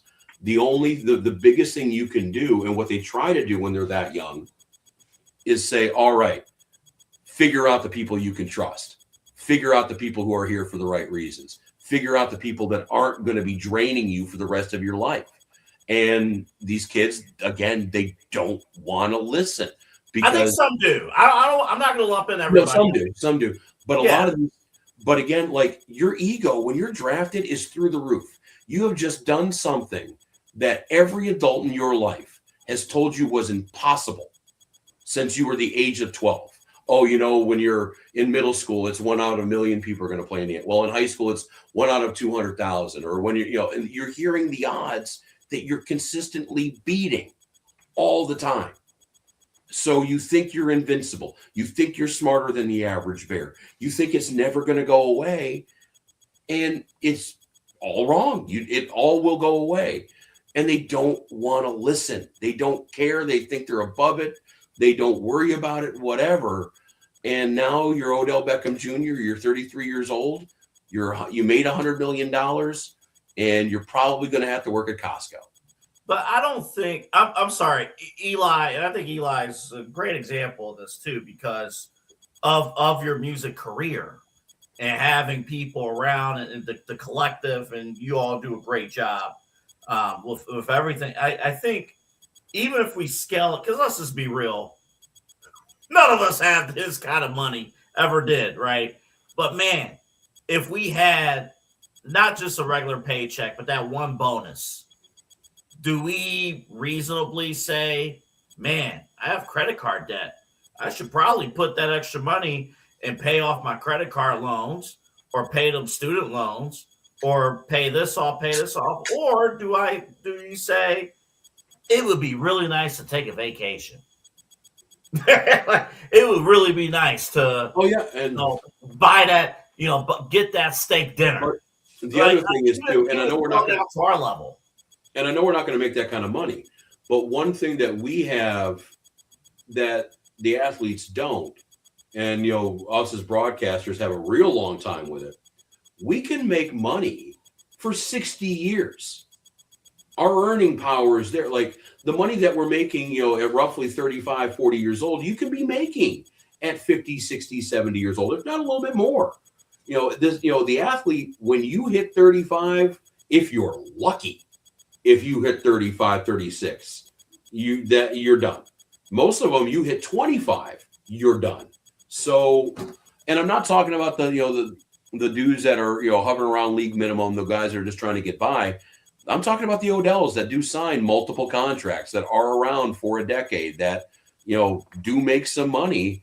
I don't feel bad when you have every avenue in the world to advise you, to help you out, to, again, you have an agent, you have a union, you have a team owner, you have a lot of people out there that are trying to give you right advice. And Every time I've ever heard about a player talking to an owner about financial advice, the owner's more than happy to crack open the books and just be like, all right, what do you need to know? So, like, I don't feel bad. It's easier to blame the system instead of taking personal accountability. You just say, oh, I didn't know. Oh, they didn't do anything. Oh, they just let me out to dry. It's a whole lot easier to blame nobody than blame yourself. It's just crazy, though. And like, I was glad I didn't have to say absolutely anything during that part. For you to make my entire point, Rozycki, of why NBA All-Stars should ask for more money when they do play the All-Star game. Because who are we to say that they have enough money? Because clearly Odell Beckham Jr. is saying 100, and he makes his own financial decisions. But that's why I continue to hover back to my point on that, to bring it here. Who are we to say these guys have enough money when they all are obviously handling their money different ways? So on that, on Odell Beckham Jr., maybe you should have put it in a high-yielding savings account. Well, they need to get paid. They need to get paid for the All-Star game because they're stupid with money. No, because they aren't going to be playing for 30, 40 years, like you said. They're not going to once they hit 35. That's it. They might not have the money. So, thank you for making my point. I mean, yeah. You're kind of Team Odell with, man. $100 million doesn't go nearly as far as it used to. I'm not necessarily Team Odell. You're getting paid $1 million a month. I'm not necessarily Team Odell. But it's more so like these guys should go out and get as much money as they can then, because obviously some of them can make better decisions with it than others. Odell is struggling with $100 million. There's some guys that make $50 million stretch, but or the other side of that argument is that no matter how much money you pay these guys, they're not going to manage it well. So why do you pay them at all? Well, to tie this all in, even on a Cleveland angle for a hot second, we saw how much impact Odell's dad had on his career. What happened in terms of, the turbulence of the 2019 season. Mm-hmm. So even from his own family, and I only put it out there because he made himself a public figure, Odell's dad, even from a family standpoint, how much good advice was he getting? Well, you look at the guy he was butting heads with. Remember, Baker was fighting, I think, with his own family over financial stuff. So, that money can go. Bernie Kosar, same thing. Like, you can do everything right and still get screwed. So that's the only thing. You can have all the inside in the building resources you can. But if your loved ones are telling you, hey, go out and get it and do that, a lot of times you go take the word of your loved ones over financial advice. And this is going to be something we're going to have to worry about too. And I think you briefly brought it up with college and high school now with NIL. And again, I don't know anything about where Odell kind of came from and what his economic situation was. There's going to be a possibility that you're going to hand, a high school, the parents of a high school kid who could be in their early 30s or mid 30s at this rate, $100,000 for the kid to play tailback at Benedictine or whatever. There's a chance that $100,000 check is the most money anybody in that house has ever seen in that community. So when when the people advising you don't even know and have a lot of don't have a lot of experience on what's going on with this is a big and for the high school kids, for the college kids or college adults, I do understand to a point, because that's a lot of money to throw at a 19-year-old kid. But when you're Odell and you've made all this and you've had the chances to put this money in and be responsible with it and be a grown-ass man about it, I don't feel all that bad. On a related note to Matt Barnes, the All the Smoke podcaster, former NBA player, he is currently embattled in a lawsuit because he handed $65,000 over to an Instagram model who turned out to be AI. Yeah, so we gotta have I know this is sports. I'm gonna veer off for 2 seconds and then bring it back. Every high school, even middle school, every student needs to take a money management course. Yeah. No, I agree. Yeah, that has to happen. Several of them. And you're right. It has to be several. It can't just be a one quarter elective your senior year before you graduate just to get credits. Like that is honestly having money math, a math class that is devoted to balancing books, to what you need to do and have kind of the periphery stuff, how to do your fucking taxes, Like that's where, and you want to talk about the tax situation for these athletes again. Like again, I'm not trying to sound like they're all insanely stupid people. They do have their own issues and issues that we don't have to deal with, like the tax situation. Like there is no way a normal person can do that tax, for Steph Curry or for LeBron or for whoever, with the jock tax and all the stuff involved. So yeah, there are some pitfalls, and yeah, I think something for the line cook making $30K a year or the wide receiver making $200 million over 5, both need to know how the hell to manage their money. So by the way, little sidebar: if you are a local tax company interested in sponsoring the Inside Edge Network, give me a call. And also, a bit of advice too: if you want to be sound with your money, don't give random Instagram models $64,000. That will help a lot. But this is the main event here on the Inside Edge Podcasting Network. We've done our news and notes here. Does anybody have any other stories of note?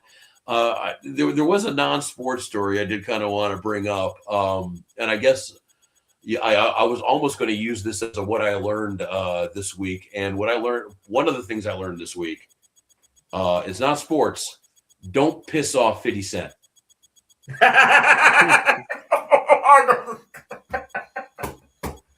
ahead, man. Go ahead, real quick. Go ahead, man. So I don't know what the original incident was between Curtis 50 Cent Jackson and Sean P. Diddy inmate number Combs. But apparently, Fiddy and Puff Daddy don't get along all that well, and it's manifested itself now after Diddy has gone to jail for the baby oil. It wasn't even the baby oil sex parties; they got it for something else. But Fiddy has come out with a documentary. Now, the two things I found out about this documentary. People were wondering why that there were footage of Sean Combs talking to his lawyers in this documentary. That stuff is typically confidential and privileged, and there's laws around it. Well, what happened was Diddy ended up getting this camera crew to follow him around at the beginning of the trial. Didn't pay him, went belly up, did the whole Donald Trump, not going to pay you for the services rendered. Fiddy came in and said, how about I pay you, but you give me the footage? And he put it in there. And I don't know, Double A, if you've heard this one here. 50 Cent did a local TV interview in Kansas. I was hoping you'd get to this. Why did he do a local TV interview in Kansas, you ask? I think it's a good question. Great question. Well, Diddy is in Leavenworth Prison in Kansas. I don't know why he's in a military prison. I'm not a legal expert, but he's there. And Fiddy found out that the one TV station they get in the prison is the ABC local station he was on. And he wanted to make sure that inmate Combs could look up at the prison TV and watch Fiddy in his Sunday best on national, doing his thing, producing his movies, making his music, and, being a free man. And we could probably look up online the pettiness that 50 Cent has gone through over his years on this earth. But, yeah, don't piss off 50 Cent. Yeah, that honestly should be a mission statement for the What Have You Learned segment, period. Don't piss off 50 Cent. Don't piss off Pablo Torre. Those are the two guys to stay away from. But if you piss off 50, you're gonna learn the rest of your life. Oh, yeah. Well, dude, ask Bill Belichick and Jordan Hudson about pissing off Pablo Torre. He's doing the Harvard intellectual version of what Fiddy's doing to Diddy. All right, let's do No. It's Sunday late. What have we learned? Sunday for about 37 more minutes, yeah. Yes. What have we learned? Eli, you go first. Okay. Okay, go on. All right. What I learned this weekend, pretty short to the point, first off, a few things, just more tiny tidbits. The Browns have their potential franchise quarterback, even though they lost. It's freezing out, and I can't get away with wearing my Vans anymore because when I walk in the snow, my Vans are soaked. So not good there. I got a really nice winter coat, thanks to Narrator. That was good. Got that before the snow, but I'm embracing it even more. So shout out, bro. And also what I learned this weekend, take care of your health. I'm just dealing with some stuff outside of here. But just take care of your health, man. I've talked about mental health. Take care of that. Talk to your friends, talk to your loved ones. Check in on them. As obviously it starts snowing and it's 5 o'clock, and the sun's already down here in Ohio.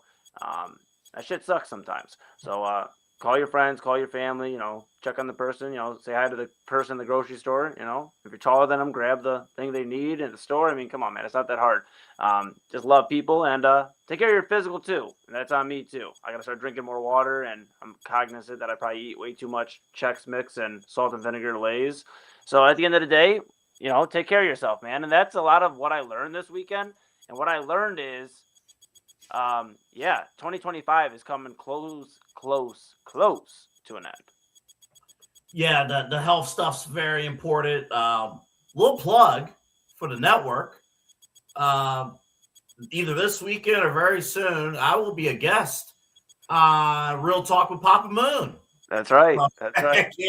Can't wait for that coming up. You're going to learn about my life and my problems.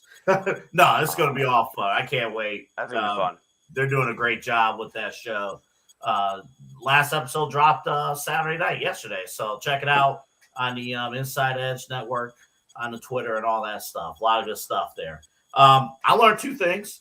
Number 1, your boy's going to the playoffs in fantasy football. Oh, wow. Your boy's going to the playoffs. The Sunday Night Football, there's 2 minutes left. 17-10, but the more important who's winning? Houston's winning. But the more important score is 107 to 100. Wow. That's my fantasy team versus Globey. I needed to win. I won. I just got a congrats text from Mac Robinson. We're going back to the playoffs. Okay. You got Ricky round 1. Ricky. So at least we'll have the playoff appearance. So nice. Thank you. It's on the resume. It's a resume builder. Indeed. What have you done lately? Fantasy football playoffs, 3rd year in a row. All right. More importantly,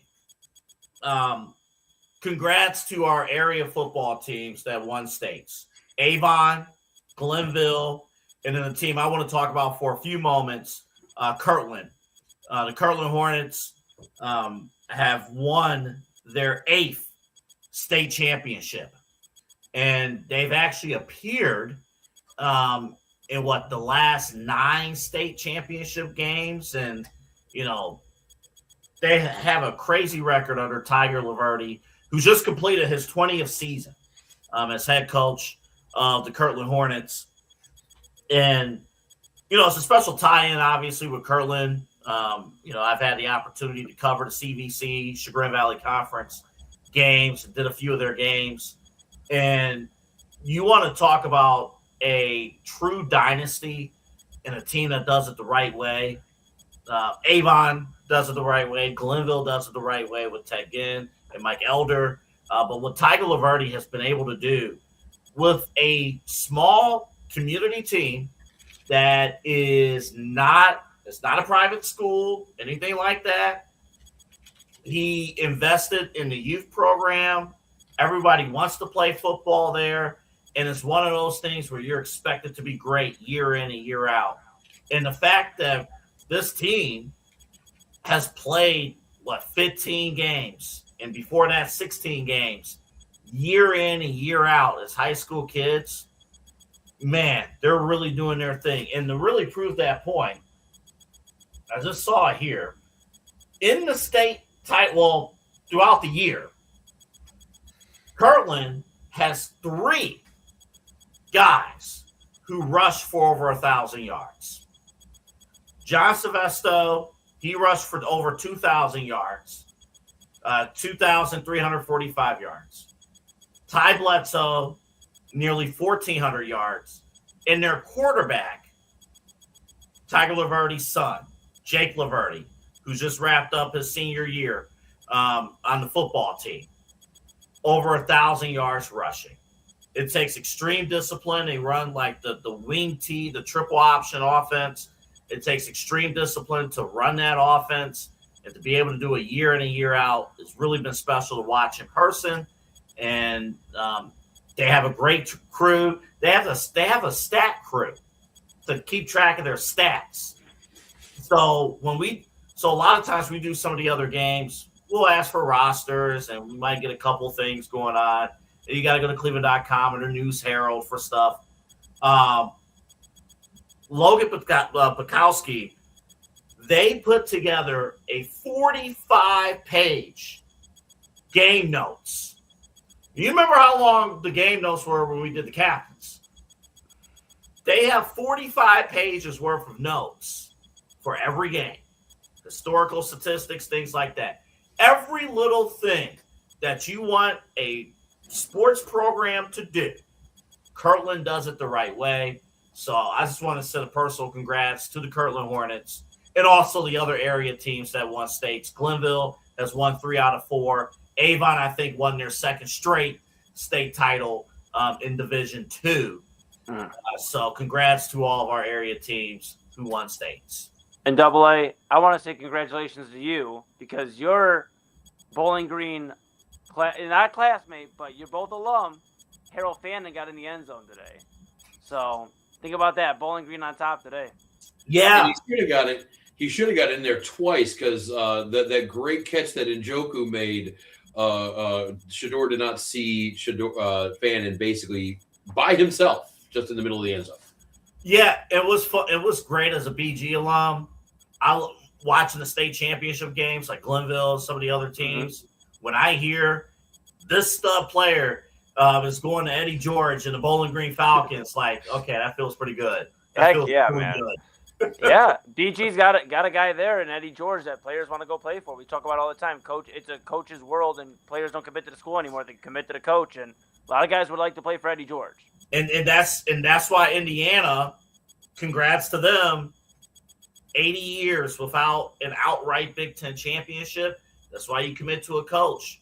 You may have to overpay, but you commit to a coach. The players, the talent, they're going to come with it.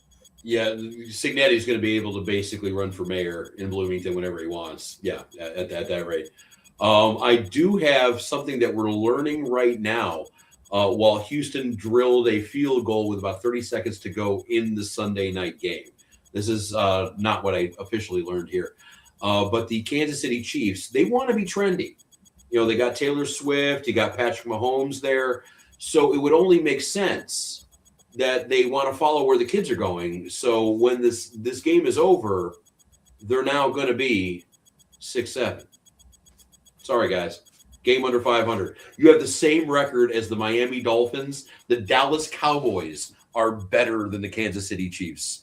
I just wanted to share that with everybody and laugh. Now the bad thing is that we all wanted the Chiefs to go down, but we didn't realize that the Chiefs going down was going to be the sign of the Patriots' resurrection. So we're going to be back to that again. But it is what it is.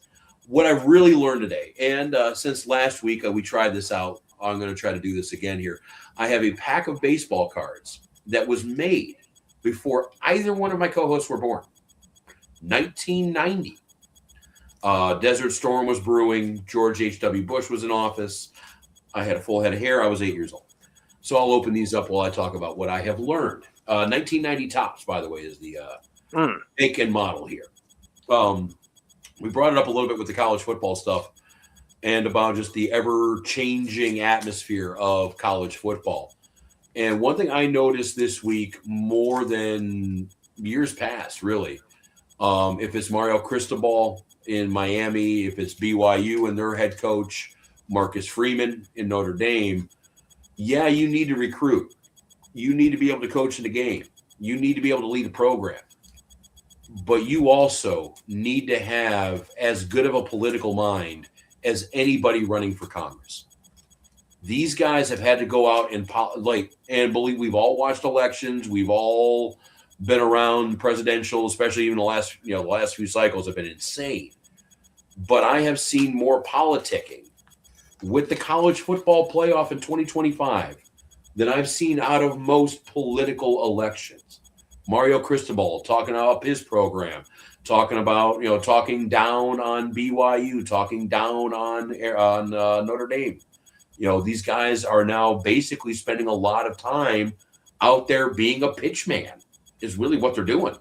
And I heard, I saw a lot of people kind of, shitting all over these college coaches for doing that. But that's part of what are these guys supposed to do? Are they going to go out in front of the media and say, yeah, Notre Dame's better? Yeah, put that in. No, these guys get paid, by the way, for college football playoff appearances. They can possibly get better jobs out of college. Ask Lane Kiffin. You don't even have to coach in the college football playoff. All you have to do is make the college football playoff, and you'll get a better job. So, yeah, these guys are going to be out there absolutely advertising and being political figures for their program. And I think we're going to see that over the next decade or so if the system kind of sticks. That becoming a really, really important part of this. Now, speaking of going back to the cards here real quick, let me put the spectacles on. All right. But that's basically what I've learned here. All right, let's see if we have anybody of note in this pack. Double A, you stop me when you've actually heard of a name. These are basically okay. Wes Gardner for the Red Sox. Okay. Jim Corsi for the Athletics. I thought you were about to say Jim Cornette. Go ahead, keep going. Jim Cornette. Todd Worrell for the Cardinals. I think he made a couple of All-Star teams. Dan Pasqua for the White Sox. Oh, not Dan Patrick? No. Gary Thurman for the Kansas City Royals. Wait, what was that last name? Gary Thurman. Oh, I thought it was Gary Thorne. Dave Parker. Okay, he's actually in the Hall of Fame. Okay. Let's see. Barry Lyons. Mets. I haven't even heard of that bastard. Oh, it's not Barry Larkin? No. Ken Daly for the Cardinals. Oh, we have the one, the only Tom Amansky pitchman, Fred McGriff. Okay, I've heard of Fred McGriff. Good job, guys. Jimmy Jones. Not Jim Jones, the one who took everybody down south and drank the Kool-Aid. Jimmy Jones. We fly high, no lie. You know this. Ballin'! We have current Pirates color man Bob Walk for the Pirates. Doug Strange. I don't know him, and he was a Tiger. Jose, don't call me Juan Gonzalez. I don't know who that guy is. Marcus Lawton. Glenn Allen Hill, anybody? No. Nah. And Topps All-Star rookie Greg Jeffries, complete with the mark that the gum has been sitting on this cardboard for 35 years. So, yeah, we do have that going. Not a super strong pack. No, not a strong pack at all. But, I mean, with these wax packs, what are you really going to do? Actually, what you're really going to do, and since we've only been on the air for about 3 hours, we do have a second pack. I'm now just chasing the dragon here. Let's see. Steve Lyons. I want to hear it. Steve Lyons, George Canali. I don't even know if I'm pronouncing that. Canali? Steve Lyons was in there? Yes. I know him. Former Cleveland great Keith Hernandez. I think he played 30 games here. Appeared on an episode of Seinfeld. Hal Morris. I think he was around for a while. Doesn't ring Future a bell. star Alex Sanchez. They got that one wrong. Jason Grimsley. Do you know that name at all? Jason Grimsley? Yes. He was on the Guardians a few years after this. And he was the lightest, or I'm sorry, Indians at the time. He was the lightest player they had on the roster. So when the umpires took Albert Bell's bat that they thought was corked and they put it in the umpire room, they needed someone to Mission Impossible style from the top of the umpire room, grab the bat like Indiana Jones, put a good one back in the spot, and then go back up in the air from whence he came. That guy was Jason Grimsley. That's amazing. That's a good card. Story. Yeah, that's a great card. We got Jim Rice, Hall of Famer.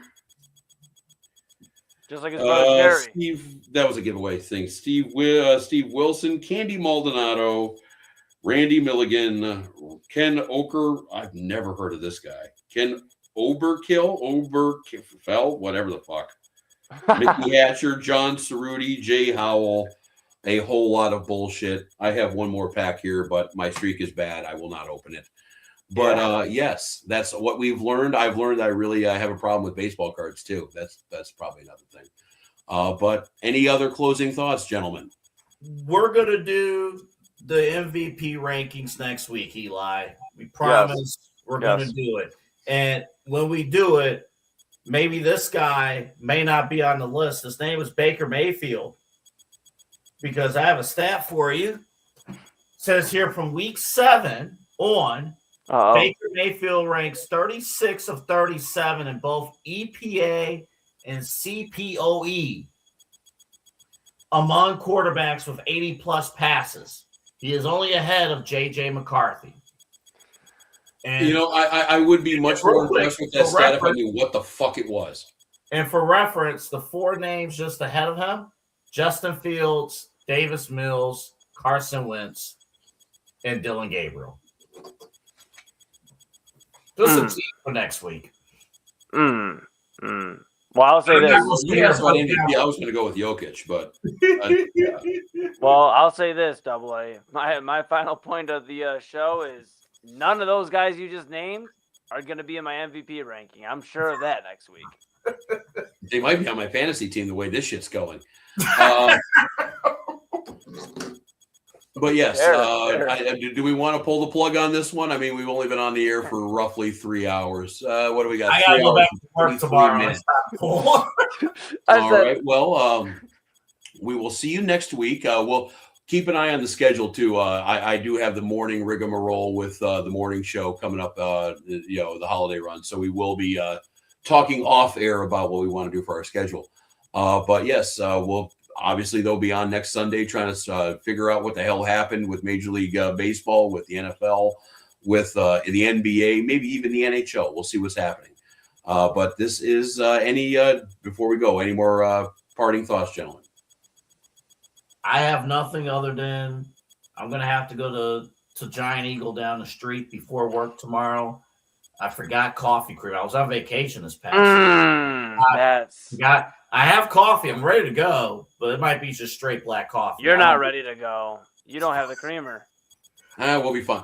Hey, I'm going to have a tough morning, too. I got to be up and ready at work at the crack of 6 p.m. So, yeah, we'll see what's happening. Listen, it was my idea to have this thing start earlier, and somehow we're still ending at midnight. What the hell? Yeah. Hey, it's better than 1 a.m.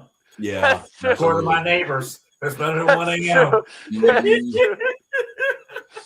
All right. Well, speaking of ending the show, I think we will finally pull the plug. We will throw the mercy flush. We will put a dot on this whole thing. This is the main event on the Inside Edge Podcasting Network for AA Anthony Alford, for Eli Moon. I'm Rob Rozycki. We'll see you when we see you. Have a great week, everybody.